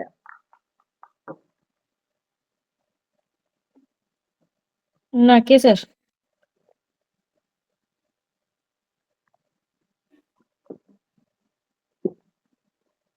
আং সান সুকি, নাম শুনেছো? হ্যাঁ এই যে, হ্যাঁ হ্যাঁ হ্যাঁ, শুনেছি। কি ঘটনার সাথে যুক্ত ছিল যার কারণে কেড়ে নেওয়া হলো? নোবেল পুরস্কার সে পেয়েছিল শান্তিতে, ঠিক আছে, কিন্তু রাখাইন প্রদেশ, মায়ানমারে রাখাইন প্রদেশ রয়েছে, সেখানে বসবাস করছিল কারা? যাদেরকে রোহিঙ্গা বলছি আমরা। ঠিক আছে, ওই রোহিঙ্গা বিতাড়ন যখন বিতাড়িত করা হয়েছিল, সে সময় তার মদত ছিল, এবং আনসান সুকি, আনসান সুকির মানে সরকার সে সময় ক্ষমতায় ছিল। আং সান সুকি তো পাস করেছে মানে নোবেল পুরস্কার পেয়েছে শান্তিতে, এবং সেই শান্তি সে রক্ষা করতে পারেনি। হ্যাঁ, রোহিঙ্গাদেরকে বিতাড়িত করা হয়েছে এবং তারা বাংলাদেশ ভারতে ঢুকে গেছে। হ্যাঁ, মানে বিতাড়িত হয়েছে মোট কথা। এবং এটা যে মানবাধিকার যেটা আছে সেটা লঙ্ঘন করা হয়েছে ইত্যাদি হয়েছে, বিভিন্ন কারণ হয়েছে, যার কারণে তার নোবেল পুরস্কার যারা দেয় তারা ফেরত নিয়ে নিয়েছে। এবং সে বর্তমানে জেলে আছে। ঠিক আছে, আং সান সুকি বর্তমানে জেলে আছে এবং তার সরকার নাই, অন্য একটি সরকার ক্ষমতায় আছে এখন। পরবর্তীতে যখন বেরোবে তখন আবার দেখা যাবে, তখন দেখতে পাবে। আচ্ছা, যাই হোক, সীমান্ত সংঘর্ষ নিয়ে ইঙ্গ ব্রহ্মযুদ্ধের সূচনা হলেও আসল কারণ ছিল ব্রহ্মদেশের বনজ সম্পদ এবং খনিজ দ্রব্যের প্রতি ব্রিটিশের লোভ। ব্রিটিশ খুব লোভী, ঠিক আছে, এই যে এই লোভটা যেখানে যেখানে ভালো কিছু পেয়েছে চলে গেছে, এবং যার সাথে পারবে না তার কাছে আবার বেশি দিন করেনি, বন্ধুত্ব সম্পর্ক রেখেছে ইত্যাদি ব্যাপারগুলো আছে এখানে। আর ব্রিটেনের তৈরি শিল্পজাত সামগ্রীর বাজার হিসেবে ব্রহ্মদেশকে ব্যবহার করার চেষ্টা করেছিল। নেপোলিয়ন তো বলেছেই যে ইংরেজদেরকে কি বলা হয়েছে, হ্যাঁ, বণিকদের জাত, ব্যবসায়ীদের জাত, দোকানদারের জাত। আর তারা মানে ব্রিটেন একসময় মানে শিল্প বিপ্লব তো প্রথমে ইংল্যান্ডে হয়েছিল, ঠিক আছে। এবার হচ্ছে এই শিল্প বিপ্লবের ফলে প্রচুর পরিমাণে তারা শিল্পজাত দ্রব্য উৎপাদন করতে শুরু করেছিল, আর সেগুলোকে তো বিক্রি করতে হবে, তার জন্য তো মার্কেট লাগবে, এবং মার্কেট যখন বেশি চলতে শুরু করলো তখন তো কাঁচামাল দরকার। আর ইংল্যান্ডের আয়তন তো জানোই কত বড়, খুবই ছোট পরিমাণ একটা দেশ, কোথায় পাবে এত কাঁচামাল? সেই কাঁচামালের ঘাঁটি যেখানে আছে, যে সমস্ত দেশে কাঁচামাল পাওয়া যায় সেই সমস্ত দেশেই তাদের নজর ছিল। তো মায়ানমারকেও তারা নজরে রেখেছিল, কারণ সেখানে একটা মানে বাজার হিসেবে দেখেছিল, বা বনজ সম্পদ সংগ্রহের ব্যাপার, অর্থাৎ কাঁচামালের প্রাপ্তি স্থান হিসেবে তারা দেখেছিল।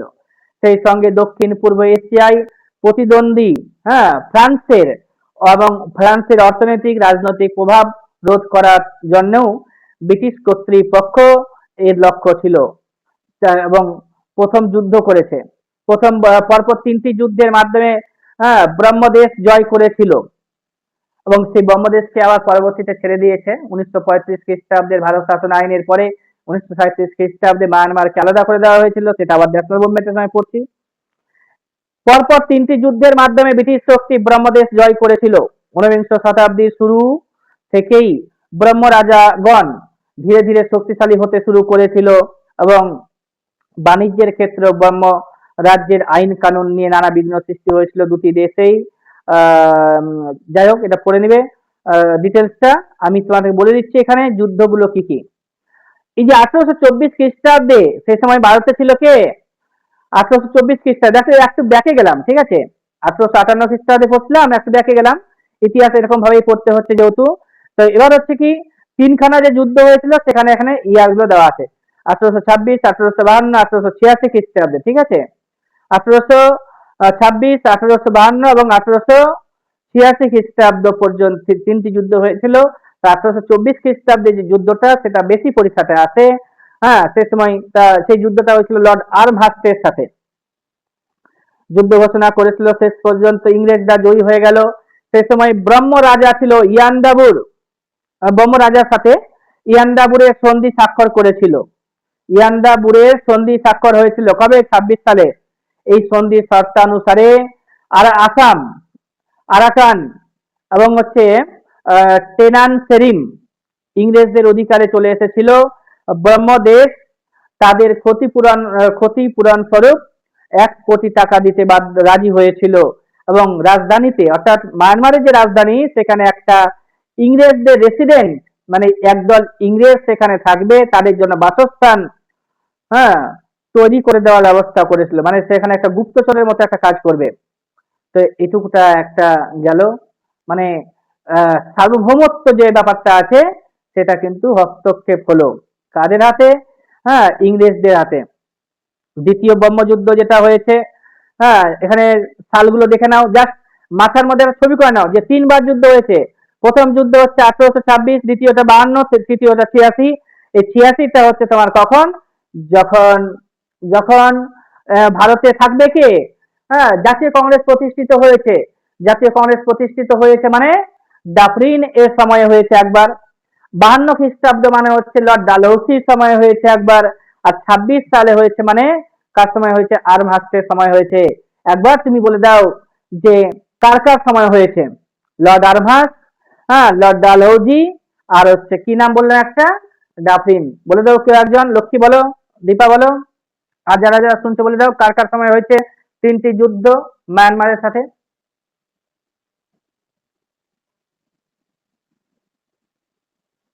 তাড়াতাড়ি বলো, ক্লাসটাকে শুনবে কিন্তু, হ্যাঁ। 1 ঘন্টাতে কত পরিমাণ তথ্য পেলে?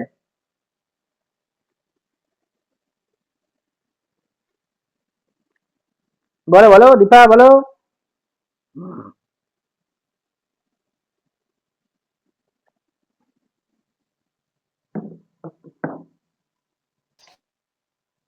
আমি কোশ্চেনটা শুনতেই পাই দেখো।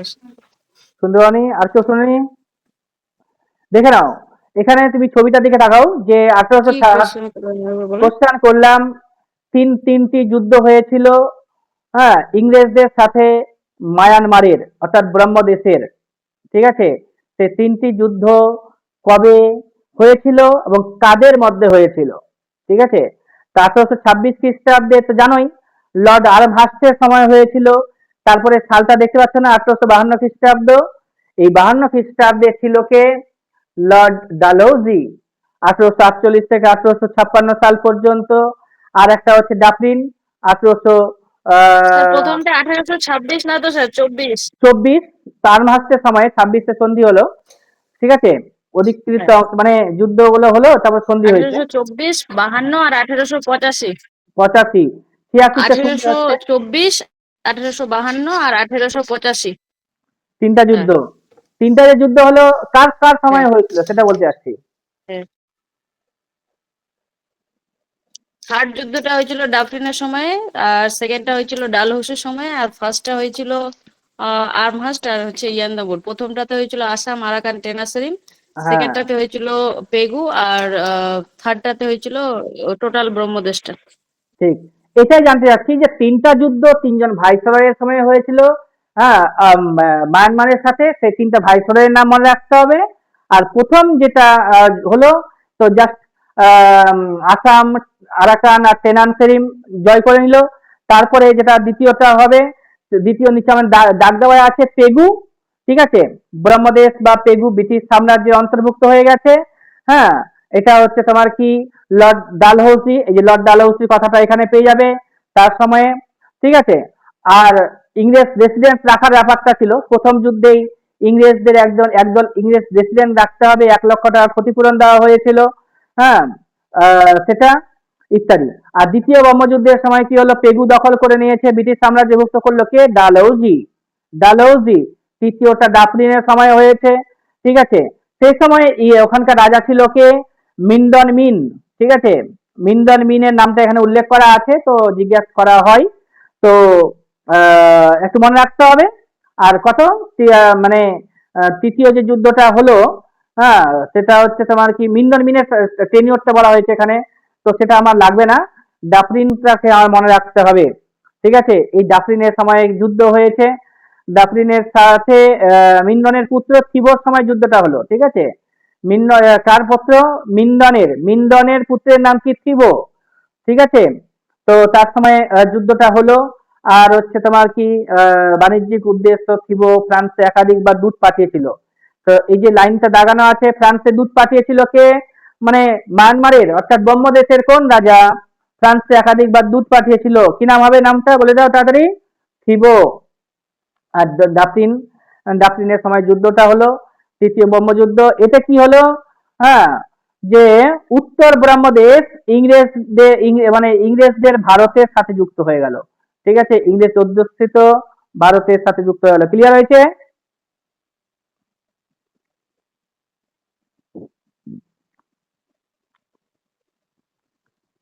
ক্লিয়ার হয়েছে সবারই? Yes or no? ক্লিয়ার। আর হুম কে হুম কে হুম। আছে লাইনে? কে আছে? Yes sir.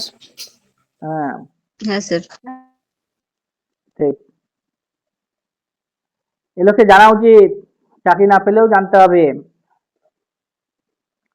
আর চাকরি পেলে তো চাকরি চাকরি পেলে তো অনেক মানে এইসব সব জিনিস জানতে গেলে না, আর চাকরি পেলে, ছোট চাকরি পেলেও অনেক বেশি ভালো লাগবে, মানে অনেক কিছু বুঝতে পারবে, অফিসিয়াল কাজকর্ম তোমার ফার্স্ট হবে ইত্যাদি অনেক কিছু আছে। আচ্ছা, যাই হোক, উত্তর পশ্চিম সীমান্ত ও আফগানিস্তান, ঠিক আছে? আফগানিস্তানের সাথে যুদ্ধ হবে এবার, ঠিক আছে? আফগানিস্তানের সাথে যুদ্ধ হবে। আফগানিস্তানের সাথে যুদ্ধ হয়েছিল কটা বলে দাও তাড়াতাড়ি। প্রথম দেখলাম, দ্বিতীয় দেখলাম, ঠিক আছে? তৃতীয় আফগান যুদ্ধ দেখলাম। কটা যুদ্ধ হয়েছে তাড়াতাড়ি বলে দাও। মানে মায়ানমারের সাথে যে যুদ্ধ হলো তিনটা, হ্যাঁ, প্রথম যুদ্ধ, দ্বিতীয় যুদ্ধ, তৃতীয় যুদ্ধ মনে থাকলো? সবাই থাকবে তো মনে, অনেক দীর্ঘদিন ধরে মনে থাকবে?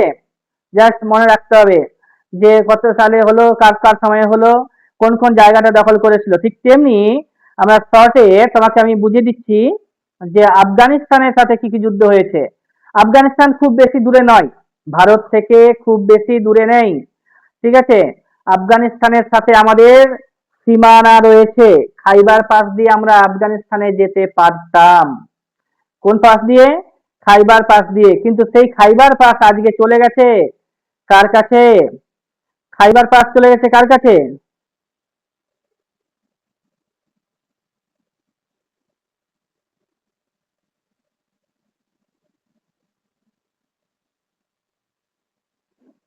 বলে না, সবাই চুপচাপ শুনতে থাকে। খাইবার পাস চলে গেছে পাকিস্তানের কাছে, চলে গেছে। আর আমরা ডিরেক্ট আফগানিস্তানের সাথে যেতে পারছি না এখন।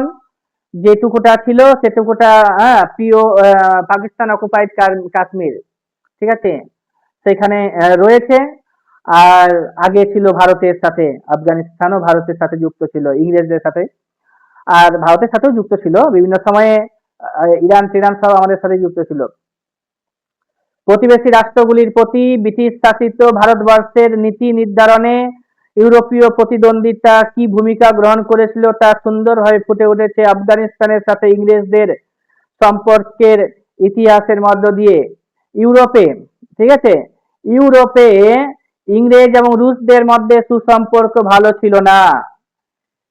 এই সময়ই ইংরেজদের মনে একটা ভয় কাজ করছিল যে আফগানিস্তান উত্তর পশ্চিম সীমা, আফগানিস্তানের, হ্যাঁ, উত্তর পশ্চিম সীমান্ত পথ ধরে রাশিয়া ভারত আক্রমণ করে ফেলতে পারে, ঠিক আছে।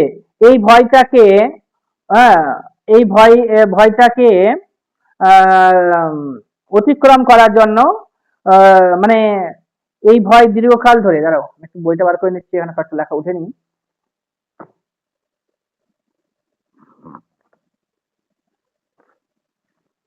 তোমরা মন লাগায় শুনছো তো, নাকি আমি শুধু বলছি?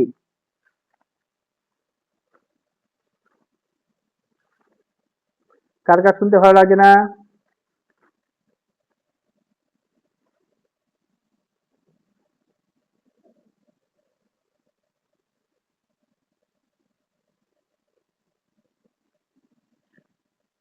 হ্যালো, শুনতে পাচ্ছ?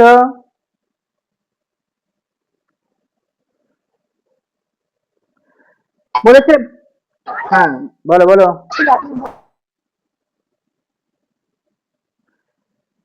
বলেছে যে আফগানিস্তান ও উত্তর পশ্চিম সীমান্ত পথ, হ্যাঁ বলো।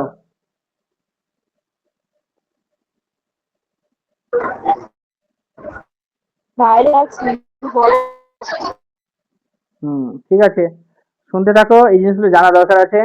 আর বেশ কিছু জিনিস আছে, মানে হার্ড আছে, এগুলো মনে রাখতে হবে। আর না হলে তো, যদি বলে না ইন্ডিয়ান ন্যাশনাল মুভমেন্ট, হ্যাঁ স্যার। হ্যাঁ, তো এই যে ব্যাপারটা আছে, এবার দেখে নাও। প্রথম আফগান যুদ্ধ 1835 খ্রিস্টাব্দে। প্রথম আফগান যুদ্ধ কত খ্রিস্টাব্দে হচ্ছে? 1835 খ্রিস্টাব্দে। 1835 খ্রিস্টাব্দে কে ছিল ভারতে? হ্যাঁ, 1835 খ্রিস্টাব্দে কে ছিল? 1835 খ্রিস্টাব্দে 1833 সাল পর্যন্ত ছিল যে, তার নাম হচ্ছে Lord Lord William Bentinck. Bentinck এর পরে যে আসবে সে থাকবে 1835 সালের দিকে। নামটা পেয়ে যাবো এখনই, দেখে নাও। যে 1835 খ্রিস্টাব্দে আফগানিস্তানের আমির ছিলেন দোস্ত মোহাম্মদ, যাকে যাকে রাজ্যের চতুর্দিকে, হ্যাঁ, যাকে রাজ্যের চতুর্দিকে শত্রুপক্ষ ঘিরেছিল। উত্তরে একটা রাশিয়া, রাশিয়া আছে, হ্যাঁ, তারপরে হচ্ছে রাশিয়ার আক্রমণের সম্ভাবনা, ও দক্ষিণ দিকে বিদ্রোহী ভাতা, ভ্রাতা মানে হচ্ছে ভাইটা, এরা সব ছিল নিজেদের বংশধর। পূর্ব দিকে পাঞ্জাবের রঞ্জিত সিংহ, ঠিক আছে, এই যে পাঞ্জাব, জম্মু কাশ্মীর রয়েছে, এদিকে পাঞ্জাব, এই যে দেখতে পাচ্ছ এখানে পাঞ্জাব। এই পাঞ্জাবের ভয়, এটা পাঞ্জাব হচ্ছে তোমার কোন দিক দিয়ে? পূর্ব দিক দিয়ে। পাঞ্জাব, পাঞ্জাবের রঞ্জিত সিং আক্রমণ করে নিতে পারে সিন্ধুকে, মানে অতিক্রম। রঞ্জিত সিং তো সিন্ধু তন্ধু সব দখল করেছিল। এই যে তোমার মানে আফগানিস্তানে ঢুকে যাবে একটুতেই, কাবুলে ঢুকে যাবে, আফগানিস্তান ঢুকে যাবে, ইত্যাদিতে ঢুকে যাওয়ার ভয়। অর্থাৎ রঞ্জিত সিং সে সময় একটা শক্তিশালী রাজা ছিল। এই রঞ্জিত সিংহকে দেখে ভয় ছিল আবার পশ্চিম দিকে পারস্য, রাশিয়ার একদম উল্টো দিকে পারস্য রয়েছে, দেখে নাও ছবিতে, যে ইরান, পারস্যের বর্তমান নাম হচ্ছে ইরান, ইরাক, ইরান হচ্ছে পারস্যের নাম। আর একটু ওদিকে রয়েছে ইরাক, মেসোপটেমিয়ার নাম ছিল আগে মেসোপটেমিয়ার বর্তমান নাম হচ্ছে ইরাক, আর পারস্যের বর্তমান নাম হচ্ছে ইরান। ইরাক আর ইরান পাশাপাশি রয়েছে। তো এই পারস্যকে দেখেও ভয়, রঞ্জিত সিংহকে দেখেও ভয়, রাশিয়াকে দেখেও ভয়। ঠিক আছে, এই যে ভয়গুলো কাজ করছিল কার? আফগানিস্তানের রাজা দোস্ত মোহাম্মদের। ঠিক আছে, এরূপ অবস্থায় ভারত সরকারের সঙ্গে একটি বোঝাপড়া করাটা প্রয়োজন ছিল। চতুর ইংরেজরা মনে প্রাণে চাইছিল আফগানিস্তানে রুশের প্রভাব বিস্তার লাভ না করতে পারে যাতে। আবার ইংরেজরা মনে প্রাণে মানে আবার একটি শক্তিশালী ঐক্যবদ্ধ আফগানিস্তানও তারা চাইছে না। মানে ইংরেজদের একটা ভয় ছিল, যার কারণে আফগানিস্তানের সাথে একটা ভালো সম্পর্ক রাখবে, আবার এটাও চাইছে না যে আফগানিস্তান শক্তিশালী হিসেবে, ঐক্যবদ্ধ হিসেবে থাকতে থাকতে পারে, এরকমটাও চাইছে না। কারণ তারা আফগানদের তারা নিয়ন্ত্রণে রাখতে পারবে না। কারণ এরকমটা যদি হয়, আফগানিস্তান যদি শক্তিশালী হয়, তাহলে তাদেরকে নিয়ন্ত্রণে রাখতে পারবে না, এই ধরনের একটা ভয় ছিল। তো এখানে একটা পড়লে তুমি দু তিনবার তুমি বুঝে যাবে কি বলতে চাইছে। গভর্নর জেনারেল লর্ড অকল্যান্ড, তাই অধীনস্থ লর্ড অকল্যান্ডের সাথে মিত্র রূপে একটা লর্ড অকল্যান্ড তাই অধীনস্থ মিত্র রূপে তাকে একটি সন্ধি স্বাক্ষর করার কথা বলে দোস্ত মোহাম্মদ, কিন্তু সন্ধিটা মানতে রাজি হলো না। ঠিক আছে, এখানে অনেক গল্প আছে, যে গল্পটা তোমাকে একটু পড়ে নিতে হবে, তাহলে বুঝে যাবে তুমি। অকল্যান্ড তখন স্থির করলেন দোস্ত মোহাম্মদের স্থলে 1809 খ্রিস্টাব্দে গদিচ্যুত করে। ঠিক আছে, মানে দোস্ত মোহাম্মদকে তখন কি করলো? গদিচ্যুত করে দিল। আর সেখানে গদিচ্যুত করে 1809 খ্রিস্টাব্দে আমির শাহ সুজাকে সিংহাসনে বসালো।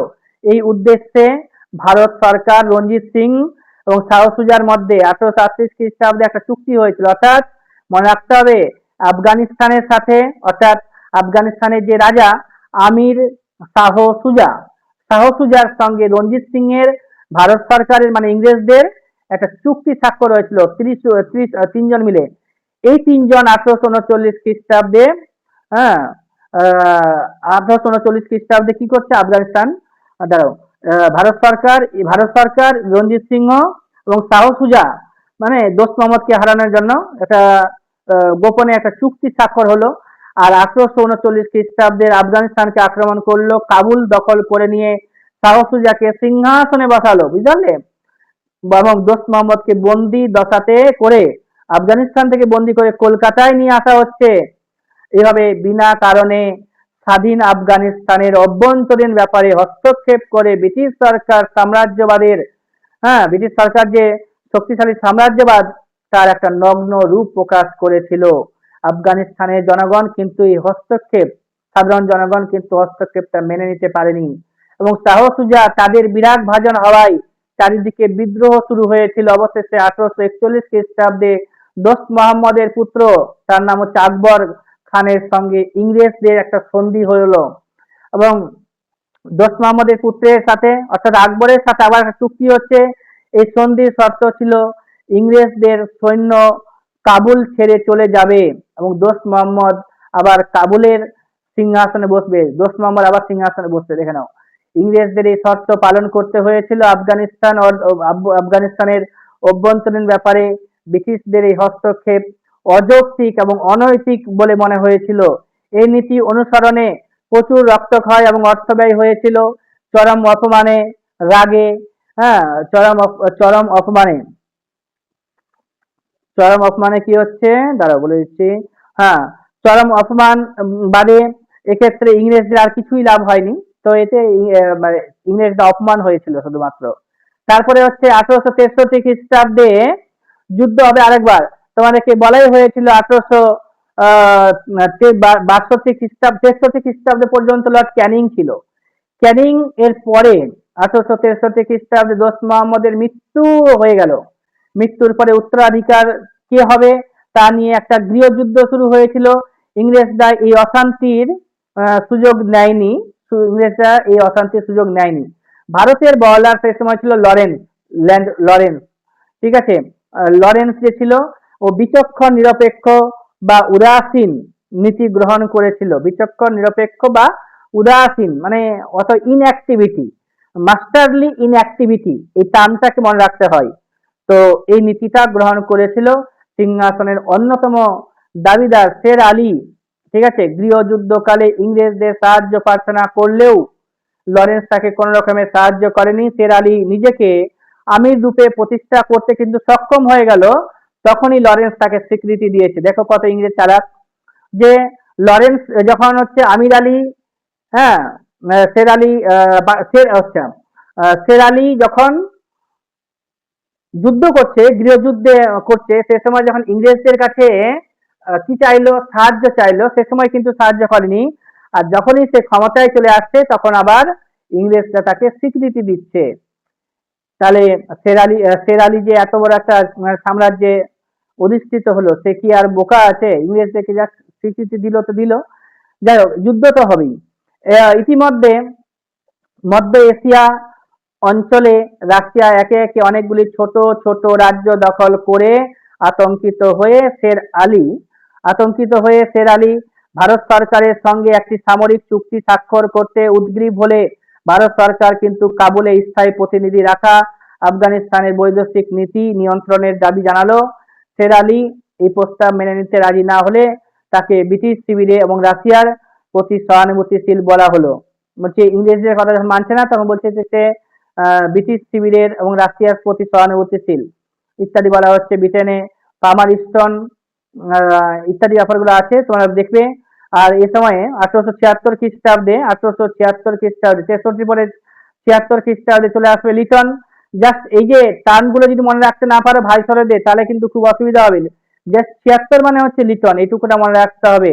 ঠিক আছে, 1876 খ্রিস্টাব্দে ঘোষণা করেছিল, কি ঘোষণা করেছিল দেখে নাও, যে রাশিয়ার হাতে তাকে অর্থাৎ আফগানিস্তানকে আমি কোনোদিন একটি যন্ত্র হতে দেব না, এই ধরনের একটা চুক্তি স্বাক্ষর, এই ধরনের একটি কথা বলেছিল। তো এবার হচ্ছে 1878 খ্রিস্টাব্দে ইংরেজ বাহিনী আফগানিস্তান গিয়ে আক্রমণ করেছিল। শের আলীর পুত্র ইয়াকুব খানের সঙ্গে একটা চুক্তি স্বাক্ষর হয়েছে 1879 খ্রিস্টাব্দে, এবং এই সন্ধি দ্বারা কাবুলে দূতাবাস স্থাপন হলো। আফগানিস্তানের বিদেশ নীতি নিয়ন্ত্রণের অধিকার ইংরেজরা পেয়ে গিয়েছিল। তো এই যে জাস্ট তোমাদের এত কিছু মনে রাখতে হবে না। প্রথম যে যুদ্ধটা হয়েছিল কবে? প্রথম যুদ্ধটা হয়েছে, হ্যাঁ,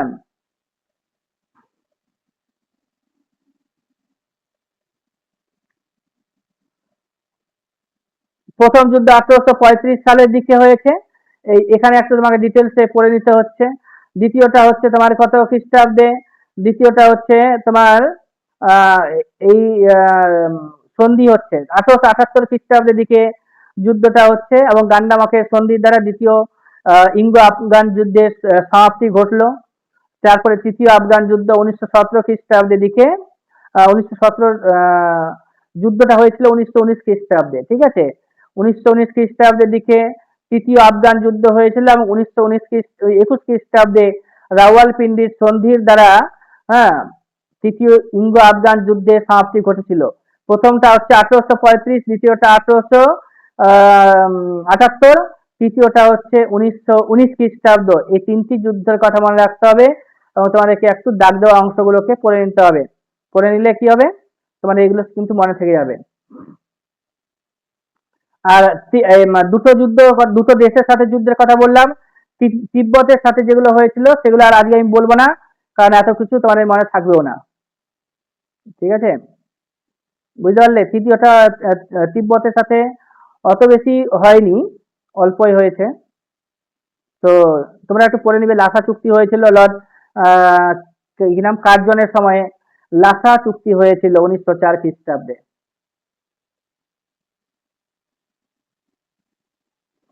বুঝতে পারছো লক্ষ্মী, মমতা? হ্যাঁ স্যার।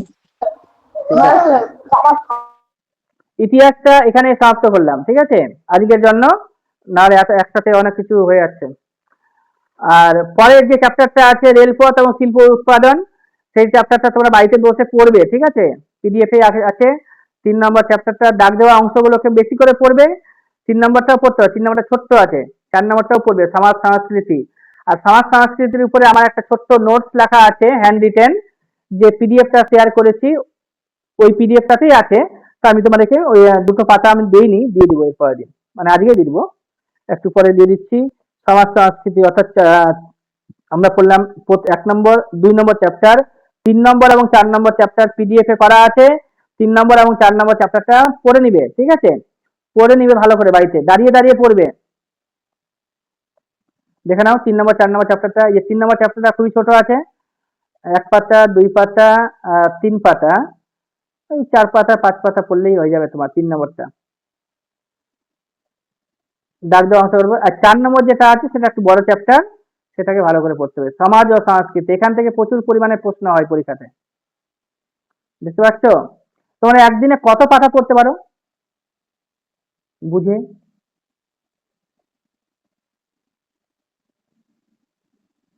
বলো, তোমরা একদিনে কত পাতা পড়তে পারো? অনেকজন তো শুনতেও পারে না, জানিস না? যখন ক্লাসটা শুরু হলো তখন কতজন ছাত্র লিখেছিল। আবার দেখো এখন 2জনে আজকে আছে, মানে অনেকজন শুনতেও পারে না।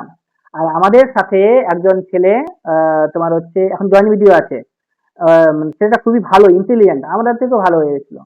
মানে হচ্ছে ও ছোটবেলা থেকে তোমার হচ্ছে ইংলিশ মিডিয়ামের যে স্কুলগুলো হয় না, গল্পগুলো শোনো, যে ইংলিশ মিডিয়ামের স্কুলগুলো হয় সেখানে সে ফার্স্ট বয় হয়ে থাকতো।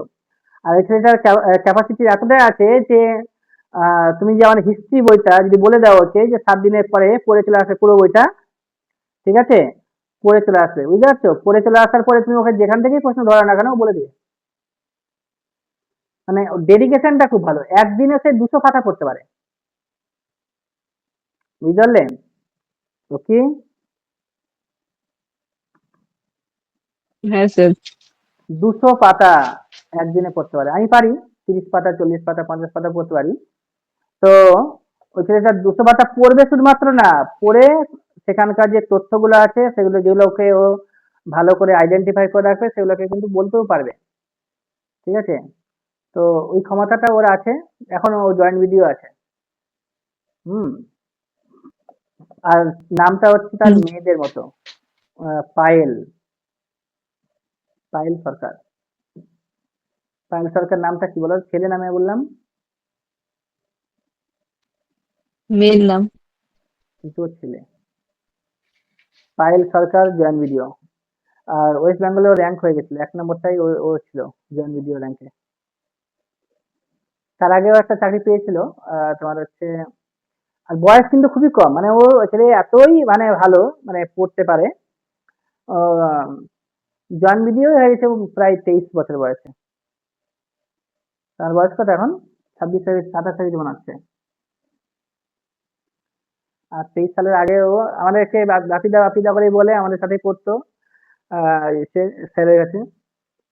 তো একটু অন্যরকমই ছেলে, জয়েন্ট ভিডিও হয়েছে। কিন্তু এটাই সমস্যা হয়েছে যে আমরা সে সময় ইতিহাস অপশনালের জন্য ভালো স্যার পাইনি, তো তো আমরা একসাথেই পড়তাম। তো ও এ গ্রুপে পাস করতে পারেনি, কিন্তু সি গ্রুপেও সে লাগিয়ে দিয়েছে, বুঝলে? অনেক হিস্ট্রি আছে জীবনে একটা মানুষের প্রতিষ্ঠিত হওয়ার জন্য। আচ্ছা, আজকে যেন সিলেবাসে আর কিছু ছিল, সবাই তো পালিয়ে গেল। পালিয়ে গেলে আবার বৃহস্পতিবার দিন ক্লাস দেবো। রিজনিং ছিল মনে হয় স্যার। হ্যাঁ, কি? রিজনিং ছিল মনে হয়। হ্যাঁ, রিজনিং ছিল।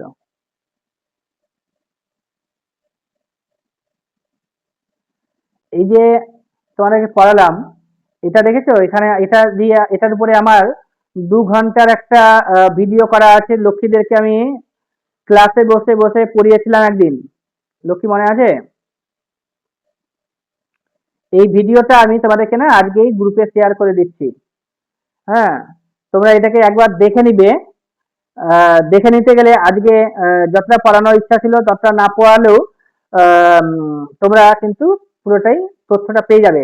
2 ঘন্টা একটু ক্লাসে বসে বসে পড়িয়েছিলাম, একটু বোরিং বোরিং হয়তো লাগবে তোমাদের, কিন্তু দেখে নিবে, প্রচুর পরিমাণে তথ্য এখানে উল্লেখ করা হয়েছে।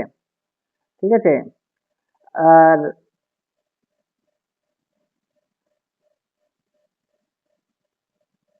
আমি দিয়ে দিচ্ছি এক্ষুনি।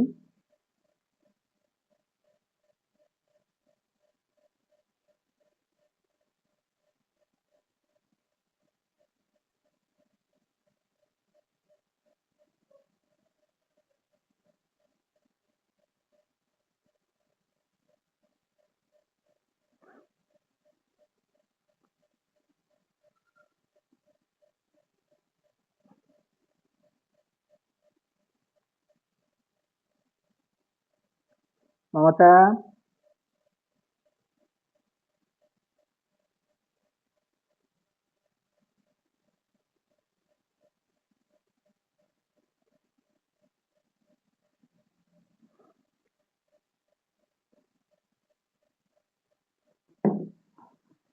একটা আমি শেয়ার করলাম গ্রুপে, এটাকেও তোমরা দেখে নেবে। ঠিক আছে,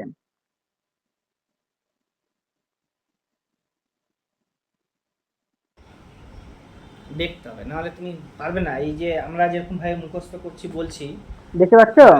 পারবে না, কিছু না কিছু প্রবলেম থেকেই যাবে। হ্যাঁ স্যার। এটা তোমাদেরকে ক্লাস এখানে করাচ্ছিলাম বলে দিই আগে, একবার তাহলে। প্রথমে যে ইউনিভার্সিটিটা স্থাপিত হয়েছে ভারতের, কি নাম? মনে পড়ছে কলকাতা ক্লাসটার কথা? ইউনিভার্সিটি, তারপরে হচ্ছে বোম্বাই ইউনিভার্সিটি, তারপরে মাদ্রাজ হ্যাঁ স্যার। ইউনিভার্সিটি, এটা তারপরে একবার দেখে এলাহাবাদ নিবে, আবার ইউনিভার্সিটি। গ্রুপে শেয়ার করে ঠিক দিচ্ছি, আছে, এটা দেখে নিবে। কলকাতা ইউনিভার্সিটি, তাহলে বোম্বাই অনেকগুলো তথ্য পেয়ে যাবে। University, Kolkata university, Madras Madras university, university, Allahabad university, কোনটা তারপরে হচ্ছে প্রথমে কোনটা দ্বিতীয়তে, এলাহাবাদ। সব আলোচনা করা আছে, এটা দেখবে। এবার নাম শুনেছো ক্যাবিনেট মিশন এটা প্ল্যান, দেখে নাও। যেটা আর 1946 হিস্ট্রিটা এগিয়ে যাবে খ্রিস্টাব্দে অনেকটা। এসেছিল। রিজনিং এর বলো তো কি চলছিল? আমি একটা ভালো বই ডাউনলোড করেছি, কিন্তু বইটা কোথায় ঢুকে গেছে, ডাউনলোডটা কোথায় যে হয়েছে। ছায়া প্রকাশনের বইটা আছে না?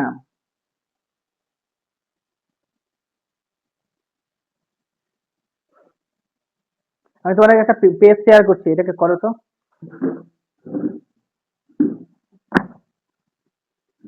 রিজনিং এর একটা চ্যাপ্টার শুরু করবো, বলো তো নতুন ভাবে, যে চ্যাপ্টারটা তোমাদের বেশ ভালো লাগবে করতে, কোনটা ভালো লাগবে বলো?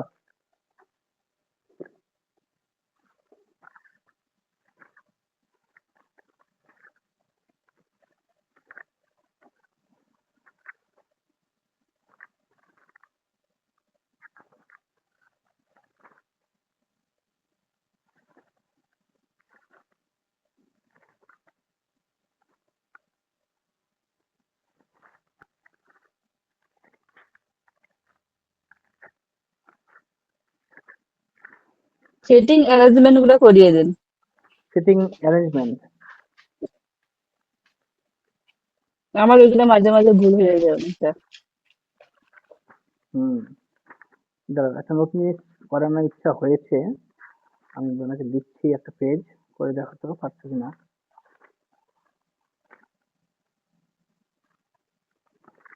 লজিক্যাল ভেন ডায়াগ্রাম পরীক্ষাতে আছে, তোমরা কি করেছো কখনো? হ্যাঁ স্যার করেছি। স্যার এটা তো খুব ভুল হয়। কি হয়, ভুল হয়? হ্যাঁ, ভীষণ। হুম,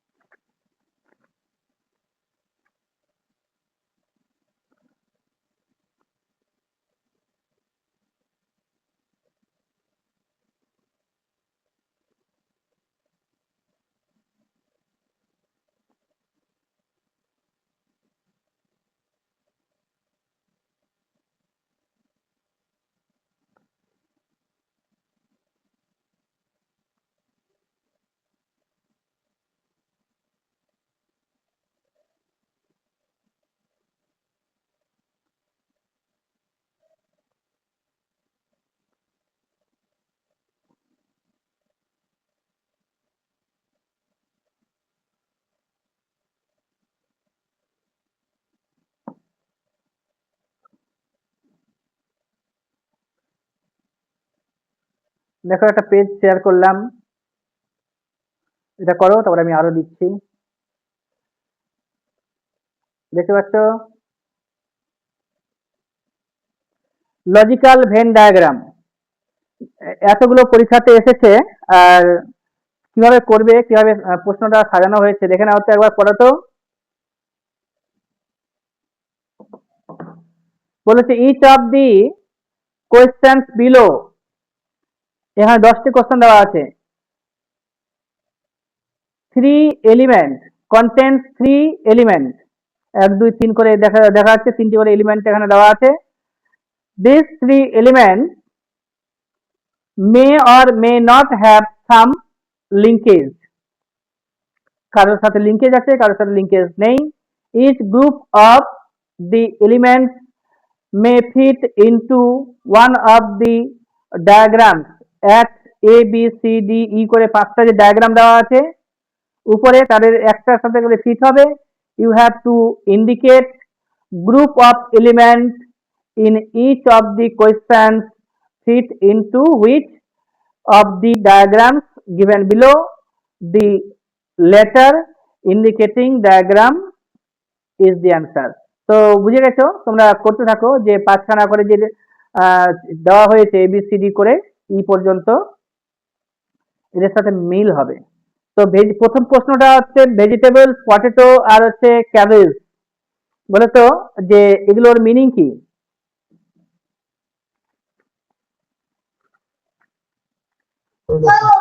স্যার এগুলো সবজি। হ্যাঁ, স্যার ভেজিটেবলস এর মধ্যে পটেটো আর ক্যাবেজ পড়ে, তো এটা তাহলে আনসার এটা হবে বি। অ্যান্সার হয়ে যাবে বি। ক্যাবেজ কোনটাকে বলছি আমরা বলে দাও তো একটু, আর পটেটো তো জানোই। কি বাঁধাকপি। বাঁধাকপি, ঠিক আছে। আর হচ্ছে বাঁধাকপি বা উল্টোটা আমরা যে আরো খাই, একটা কপি আছে, কি নাম, ফুলকপি না? ফুলকপির ফুলকপি, ইংরেজি নামটা হ্যাঁ। কি? কালিফ্লাওয়ার। কাউলিফ্লাওয়ার। কাউলিফ্লাওয়ার হচ্ছে এমন একটি শব্দ যেখানে 5টি ভাওয়েলই রয়েছে, জানো?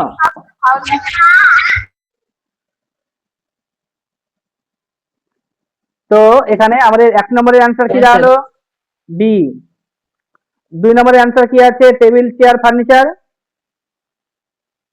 ওটাও বি হবে। ওটাও বি হয়ে যাবে, very good. Table, chair, furniture. এবার উইক, উইক ডে, ইয়ার কি হবে? ওটা 1 নাম্বার হবে মনে হয়। হ্যাঁ, বড়টাকে ইয়ার ধরে নাও, তারপরে তার মান ধরে নাও, তার মিডিলে যেটা আছে সব দিকে, সেটা হচ্ছে তোমার কি? ডে। ডে। হ্যাঁ, ডে।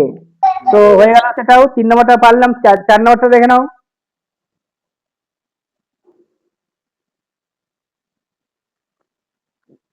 জাজ, থিপ আর ক্রিমিনাল। ওটা বি নাম্বার। B number. কিরকম বি নাম্বার হলো? তাহলে তুমি তো জাজ যারা আছে তাদেরকে তুমি তো ক্রিমিনালদের দলে ফেলে দিচ্ছ। না না স্যার, মমতা বলে দাও তাড়াতাড়ি। স্যার ওটা ডি নাম্বার। ওটা হবে ডি নাম্বার। ডি নাম্বার হবে। ডি নাম্বার কিভাবে হবে? স্যার তো মিনিংটা স্যার বুঝতে একটু পারলাম না, বলে যা যাচ্ছি যে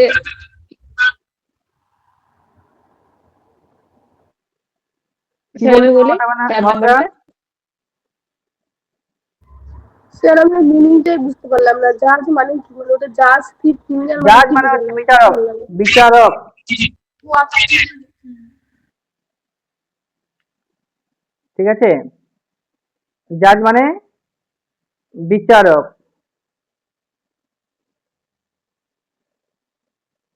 তো বিচারক তো স্যার ওটা কি ই নাম্বার? সাজা দেয়, বিচারক তো সাজা দেয়, ঠিক আছে, মানে বিচার করে। তো সে তো একটু দূরে থাকবে। তুমি একটা কোর্টের দিকেই ভাবো যে ক্রিমিনালরা আর হচ্ছে থিপ যারা থাকবে তারা তো নিচের দিকে থাকবে, ঠিক আছে। ক্রিমিনাল এবং থিপ দের থাকার জায়গা যদি বলো, তাহলে একটা কোর্টের মধ্যে, তাহলে হচ্ছে যে তোমার হচ্ছে ভিতরে, কোর্টের ভিতরে একটা রুম থাকে না, মানে কাঠের দিয়ে তৈরি করা, যেখানে চোর ডাকাতদের রাখা হয়, দেখেছো কোর্টের ভিতরে? কাঠ দিয়ে তৈরি করা হয়। হ্যাঁ স্যার মুভিতে দেখছি। মুভিতে দেখেছো যে মানে ধরে নিয়ে আসা হয়, বিচারকের সামনে যে প্লেস করা হয়, ঠিক আছে, বিচারকের সামনে যে প্লেস করা হয় তখন থাকে ওরে চোর ডাকাতের থাকার জায়গা আলাদা। ই নম্বরটার দিকে তাকাও।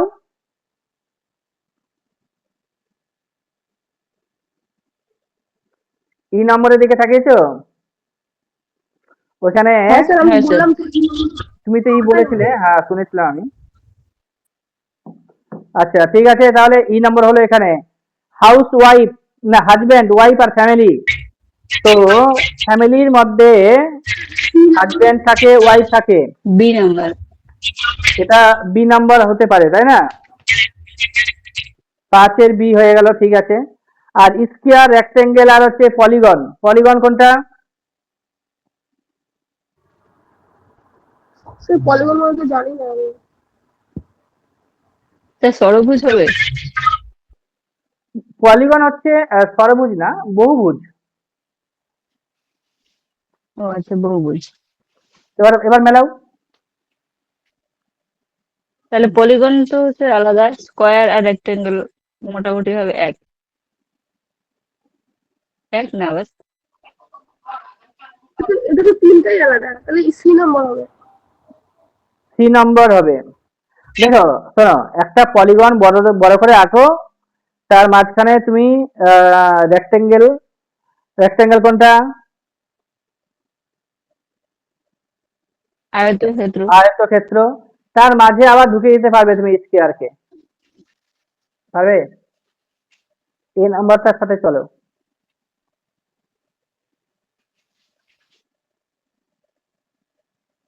ঠিক আছে, পলিগনটাকে সব থেকে বড় তা ভাবো, তারপরে হচ্ছে রেক্টেঙ্গেলটাকে তুমি দ্বিতীয়টাকে ভাবো, আর তৃতীয়টাকে তুমি স্কোয়ার ভাবো। বুঝতে পারছো? হ্যাঁ স্যার। হুম, ওখানে তুমি স্কেল বসালেই আর হচ্ছে রুল দিয়ে দাগ টানলেই তোমার হয়ে যাবে। যে মিডিলে যেটা আছে সেটাকে একটা ওর মাঝ ওটাকে দিয়ে তুমি চতুর্ভুজ তৈরি করে দাও, তারপরটাকে তুমি রেক্টেঙ্গেল তৈরি করে দাও, তারপর উপরে যেটা রয়েছে সব দেখে ওটাকে দিয়ে তুমি বহুভুজ তৈরি করে নাও। আচ্ছা চলো, তাহলে 6 নম্বরে 6 নম্বর হয়ে গেছে। 7 নম্বর bus car vehicle, bus car vehicle, B number. এটা হচ্ছে B number, very good. And anxiety, intelligence, strength. Anxiety আলাদা জিনিস, ইন্টেলিজেন্সি সেটাও আলাদা জিনিস, শক্তি সেটাও একটা আলাদাই একটা জিনিস, ঠিক আছে? তো মানুষের তাহলে হয়, সি নাম্বার। ঠিক আছে, প্রাণীদের হয় ইন্টেলিজেন্সি থাকে, মানুষদের ইন্টেলিজেন্সি থাকছে, স্ট্রেংথ থাকছে, অ্যাংজাইটি থাকছে, কিন্তু এই তিনটা জিনিস কিন্তু আলাদা। এটা সি নাম্বারের সাথে চলবে, ঠিক আছে? বুঝতে পারলে? সি নাম্বারের সাথে চলছে। হ্যাঁ স্যার। হাউস, বেডরুম, বাথরুম কোনটার সাথে যাবে দেখো তাড়াতাড়ি।